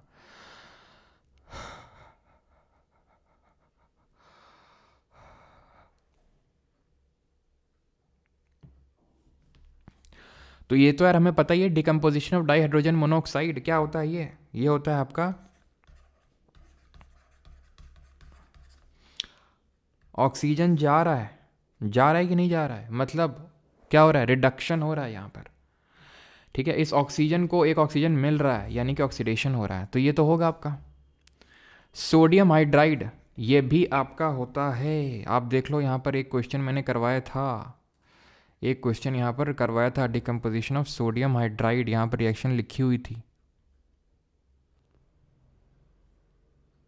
ये देख रहे हैं आप, ये सेकंड वाली है, सेकंड वाली जो आप देख पा रही हैं ये सोडियम हाइड्राइड ही है, और ये हमने देखा था रिडक्शन है, 2NaH Na और H2, हाइड्रोजन लॉस हो रहा है मतलब ऑक्सीडेशन, Na का ऑक्सीडेशन और हाइड्रोजन का रिडक्शन, ठीक है। तो सोडियम हाइड्रोक्साइड वाला भी आपका होगा क्या, सोडियम हाइड्रोक्साइड वाला भी आपका होगा क्या, रिडॉक्स रिएक्शन, तो ये भी रिडॉक्स रिएक्शन हो गया, ये भी रिडॉक्स रिएक्शन हो गया। कैल्शियम कार्बोनेट का करवाते हैं डिकम्पोजिशन, CaCO3 का क्या होगा, CaO और CO2, ऑक्सीजन का लॉस हुआ, ऑक्सीजन का गेन हुआ तो ये भी रिडॉक्स हुआ। डिकम्पोजिशन ऑफ पोटेशियम जो क्लोरेट है ये नहीं होगा आपका, ठीक, ये नहीं होगा। इसका अगर मैं रिएक्शन लिखूंगा तो कुछ इस तरह से आएगा, पोटेशियम क्लोरेट ये होता है आपका, पोटेशियम क्लोराइड मिलेगा और ऑक्सीजन मिलेगा, बैलेंस करने जाऊंगा इसको तो 3 यहाँ पर आ जाएगा, ठीक है। तो यहाँ पर आप देखिए कहाँ पर किसका रिडक्शन हो रहा है, किसी का रिडक्शन हो ही नहीं रहा, KCl का जैसा ही है, ठीक है, मतलब K अलग है Cl अलग है, बस ऑक्सीजन एक हट गया इससे, तो यहाँ पर ठीक है रिडक्शन तो बोल सकते हैं लेकिन ऑक्सीडेशन नहीं हुआ यहाँ पर। How many carbon dioxide and water molecule will be there in the product if the following equation is made balanced, अगर इसको हम बैलेंस करेंगे तो कितने मॉलिक्यूल्स होंगे, तो बैलेंस कर लेते हैं इसको, ठीक कर लेते हैं। तो 2 कार्बन है, 1 कार्बन है, 2 कार्बन लिख दिया मैंने, ऑक्सीजन कितने हैं 2 है, यहाँ पर 1 है, 3 हो गए, यहाँ पर 2 दूनी 4 और 1 5 है, 5 हो गए ना। तो ये तो पहले हाइड्रोजन को बैलेंस कर लेते हैं, 5 1 6, यहाँ पर कितने हैं 2 हैं, तो यहाँ पर मैं 3 लगा दूंगा, तो 3 दूनी 6। वैसे तो सर मतलब कोई दिक्कत वाली बात है नहीं, आपको ये काम करना था नहीं, क्योंकि आप ये काम कर सकते हैं तुरंत, इसमें ये लिखा हुआ है कि how many carbon dioxide in water molecule will be there, यानी कार्बन डाइऑक्साइड और वाटर मॉलिक्यूल में कितना कितना जोड़ने की बैलेंस हो जाए। तो पहले लिखा है 2 और 3, जोड़ लो 2 और 3, क्या बैलेंस हो रहा है कि नहीं, यही तो खासियत है कि यहाँ पर आपको ज़्यादा बैलेंसिंग इक्वेशन में काम करना नहीं पड़ेगा, पहले से ही सब कुछ होकर रखा है। 2 कार्बन है, 2 कार्बन है, 2 दूनी 4 ऑक्सीजन है और 4 3 7 ऑक्सीजन है, यहाँ पर तो भैया 3 ही ऑक्सीजन है, तो ये बात बैठेगी नहीं आपकी, यहाँ से हटा दो इसको तुरंत, 3 और 2 कर लो, 3 और 2 कर लिया, 3 कार्बन है, ठीक है, यहाँ पर तो लेफ्ट साइड में है, ऐसा तो नहीं ये हमसे बैलेंस उस सेंस में करवाना चाह रहा है, और लेफ्ट हैंड साइड में भी बैलेंस होगा, एक सेकंड रुको देख लेते हैं, 3 3 2 2 2, बैलेंस तो इसको करना पड़ेगा, बैलेंस पूरा करना पड़ेगा, 2 और 3 से अगर नहीं हो रहा है, 2 और 3 2 दूनी 4 4 3 7, करना पड़ेगा यार इसको, ठीक है करना पड़ेगा। चलो हम करके देख लेते हैं, यहाँ पर जहाँ पे पहला ऑप्शन ले लेते हैं, 2 और 3 लिख दिया, तो यहाँ पर आप देखिए 2 कार्बन हो गए, 2 कार्बन है यहाँ पर, 2 दूनी 4 और 4 3 7, 3 दूनी 6 एक साथ, बैलेंस हो गई है, ठीक है, इसी से बैलेंस हो गई ना, कोई दिक्कत तो नहीं है। 5 1 6 हाइड्रोजन है, 6 हाइड्रोजन है, आप पूरा देख सकते हैं आराम से इसको। 42 when you take lead nitrate powder in boiling tube and heat it you will observe the emission of brown fumes, किसके मिलेंगे, नाइट्रोजन डाइऑक्साइड के, नाइट्रोजन डाइऑक्साइड के। नाइट्रस ऑक्साइड क्या होता है ना, N2 होता है, इसको हम लाफिंग बुद्धा नहीं लाफिंग गैस के नाम से जानते हैं। 43 find out white silver chloride turns grey इन सनलाइट, तो मैंने बताया था ना वो राधा ग्रे, याद है कुछ, तो वो सब हो रहा था decomposition of silver chloride, silver और क्लोरीन में डिकम्पोजिशन हो रहा था, तो क्लोरीन उड़ गया था गैस बन के और सिल्वर बचा था जो ग्रे कलर का होता है, सिल्वर क्लोराइड जो होता है वाइट कलर का होता है। When halo alkane and aryl vinyl halide react with magnesium metal, इसको हम क्या बोलते हैं, इसको बोलते हैं ग्रिग्नार्ड रिएजेंट, ठीक है। मैग्नीशियम मेटल के साथ जब रिएक्ट करते हैं, हैलाइड का मतलब है जहाँ हेलोजन लगा हुआ है, तो हेलोजन ये हट जाता है, हेलोजन हट जाता है, मैग्नीशियम जुड़ जाता है, इसको बोलते हैं ग्रिग्नार्ड रिएजेंट, यही है आपकी, इसको ग्रिग्नार्ड रिएजेंट बोलते हैं इसको, मैग्नीशियम को। नेम दी, बस 5 क्वेश्चन और करेंगे 50 तक, फिर अगर होंगे तो आपके लिए होमवर्क होंगे वो, ठीक है। चलो अगला क्वेश्चन है आपका, and that is name the white PPT formed in the reaction of sodium sulphate and barium chloride. तो वाइट पीपीटी किसका बनता है सर, तो वाइट पीपीटी बनता है हमारा बेरियम सल्फेट का। आगे बढ़ते हैं। Calcium hydroxide is the chemical name of which of the following saturated aqua solution. Calcium hydroxide किसका नाम है? स्लेक्ड लाइम या फिर लाइम वाटर। इसी को तो हम देख रहे थे। कैल्शियम हाइड्रोक्साइड जब CO2 से रिएक्ट कर रहा था तो बोल रहे थे लाइम वाटर टर्न्स मिल्की। तो लाइम वाटर ये रहा, ये वो गैस है जो मिल्की में कन्वर्ट कर देगी। ठीक है। अगला 47, what is the chemical reaction that occurs when fat और oil combine with strong alkali such as sodium hydroxide to make soap. इसको सपोनिफिकेशन बोलते हैं। एसिड बेस एंड सॉल्ट वाले चैप्टर में पढ़ाऊंगा, अभी नहीं। ठीक है। Which process of phase transition is the reverse of deposition. Deposition का उल्टा क्या होता है? डिपोजिशन क्या होता है? डिपोजिशन होता है गैस जहाँ सॉलिड में कन्वर्ट होती है। तो सॉलिड का गैस में कन्वर्जन को क्या बोलते हैं? इसको बोलते हैं सब्लिमेशन। फ्यूजन क्या होता है? सॉलिड जो लिक्विड में कन्वर्ट होता है। सॉलिडिफिकेशन क्या होता है? लिक्विड जो सॉलिड में कन्वर्ट होता है। वेपराइजेशन क्या होता है? लिक्विड जो गैस में कन्वर्ट होता है। और गैस जो लिक्विड में कन्वर्ट होता है इसको क्या बोलते हैं बताइए? Second last question, identify the odd term with respect to allotrope. पढ़ा नहीं अभी। ठीक है। Potato chips manufacturers usually flush bags of chips with gas such as nitrogen primarily. तो क्यों नाइट्रोजन से भरे जाते हैं आपको पता है। ठीक है। चलो, तो यहाँ पर इसको बोलेंगे गैस टू लिक्विड को कंडेंसेशन यानी संघनन। तो लेक्चर होता है ख़त्म। जो आगे के क्वेश्चन हैं आई थिंक 14 क्वेश्चन हैं, ये आपको खुद से करने हैं। ठीक है। प्राइवेट टेलीग्राम ग्रुप पे आपको PDF मिल जाएगी। और प्राइवेट ट्रायल टेलीग्राम ग्रुप को ज्वाइन करने के लिए, बैच की क्लासेस रिकॉर्डिंग लेने के लिए, नोट्स, सारी चीज़ें आपको परमार एकेडमी एप्लीकेशन और वेबसाइट पे मिल जाएंगी। कोर्स ठीक है कि फ़ीस अभी थोड़ा सा डिस्काउंटेड चल रहा है। आप परमार 3.0 कोड का यूज़ करेंगे, today is the last day. ठीक है। आप इस कूपन कोड का यूज़ कर सकते हैं। एंड थैंक यू सभी को। मिलते हैं अब हम थर्सडे को। ठीक है। ट्यूसडे, वेडनेसडे, थर्सडे, फ्राइडे को मिलेंगे। ठीक है। फ्राइडे को ये जो 3 दिन का समय है इसमें आप चीज़ों को रिवाइज़ करिए। जिनके कुछ बैकलॉग्स हो गए हैं उनको कंप्लीट कर लीजिए इन 3 दिन में। ठीक है।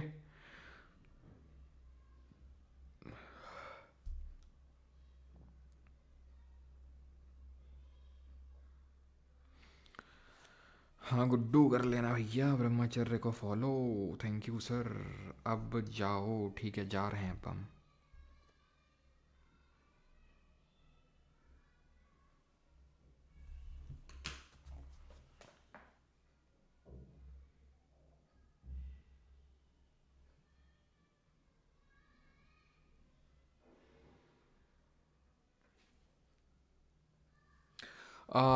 मोस्ट किस में? नोट्स में? एक सेकेंड एक सेकेंड एक सेकेंड। नोट्स में, हाँ तो नोट्स में सही लिखा है। नॉट ऑल बट हाँ मोस्टली होती हैं। ठीक है। तो यहाँ पे इसको करेक्ट कर लो। आई थिंक मैंने ऑलवेज लिख दिया है। मतलब ये मान लो कि ऑलवेज होती हैं लेकिन नॉट ऑलवेज लिख लो। इसको मैं इस तरह से फ्रेम कर देता हूँ। ठीक है कि मोस्ट कॉम्बिनेशन रिएक्शन। ठीक है। Most combination reaction are exothermic in nature. ठीक है। मोस्टली होती हैं। बहुत ही एक्सेप्शनल केसेस होते हैं जहाँ पर एंडोथर्मिक हो जाती है लेकिन मोस्टली होते हैं। ठीक है। तो आप ये बोल सकते हो कि most combination reaction are exothermic but not all. ठीक है। बट नॉट ऑल तो नोट्स में सही लिखा हुआ है वो। ठीक है। सर कोने में आना, एक बात पूछनी थी। रावण बेटा रावण जी, कोने में क्यों बुला रहे हैं आप? हैं? Happy journey sir. Okay.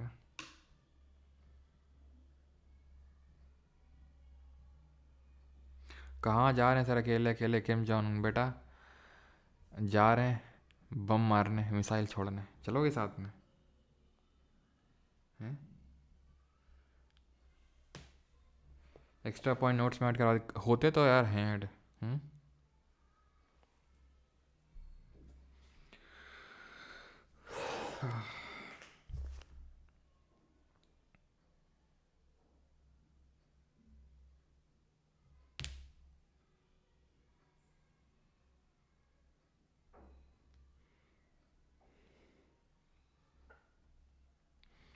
Periodic में SSC वाला क्वेश्चन कब कराओगे? रो कह रहे हो राहुल? हैं खुद से नहीं, मतलब चलो वो तो मैं करवाऊंगा खुद से। 70 क्वेश्चन में 7 से ज़्यादा ऐसा क्वेश्चन नहीं होगा कि बना ना पाए होगे। और अगर नहीं बना पाए हो तो मतलब लेक्चर को ढंग से रिवाइज नहीं किए हो। ठीक है। जो मैंने PDF शेयर करी है, जिस हिसाब से मैंने पढ़ाया था उसमें 70, और नहीं तो मैं दिखा दूंगा 7 से ज़्यादा ऐसे क्वेश्चन नहीं होंगे जो आप बना ना पाए हो 70 में से। ठीक है। 7 में मैक्सिमम बोल रहा हूँ। वैसे तो मैं करवाऊँगा वो। ठीक है। चलो भाई, थैंक यू सभी को, थैंक यू, मिलते हैं फ्राइडे को, है ना। Will miss you guys. कोई नहीं, टेलीग्राम पे अपडेट्स देता रहूँगा मैं आप लोगों को, है ना। Thank you. और बैच वाई ले लेना, फिर बाद में मत बोलना कि प्राइस वाइस का, कि प्राइस सर फिर से कर, अब नहीं होगा, जो भी होना है ठीक है, वो आपके ऊपर डिपेंड करता है, लेना नहीं लेना, लेकिन अब लास्ट है, ठीक है। चलो भाई, थैंक यू, धन्यवाद।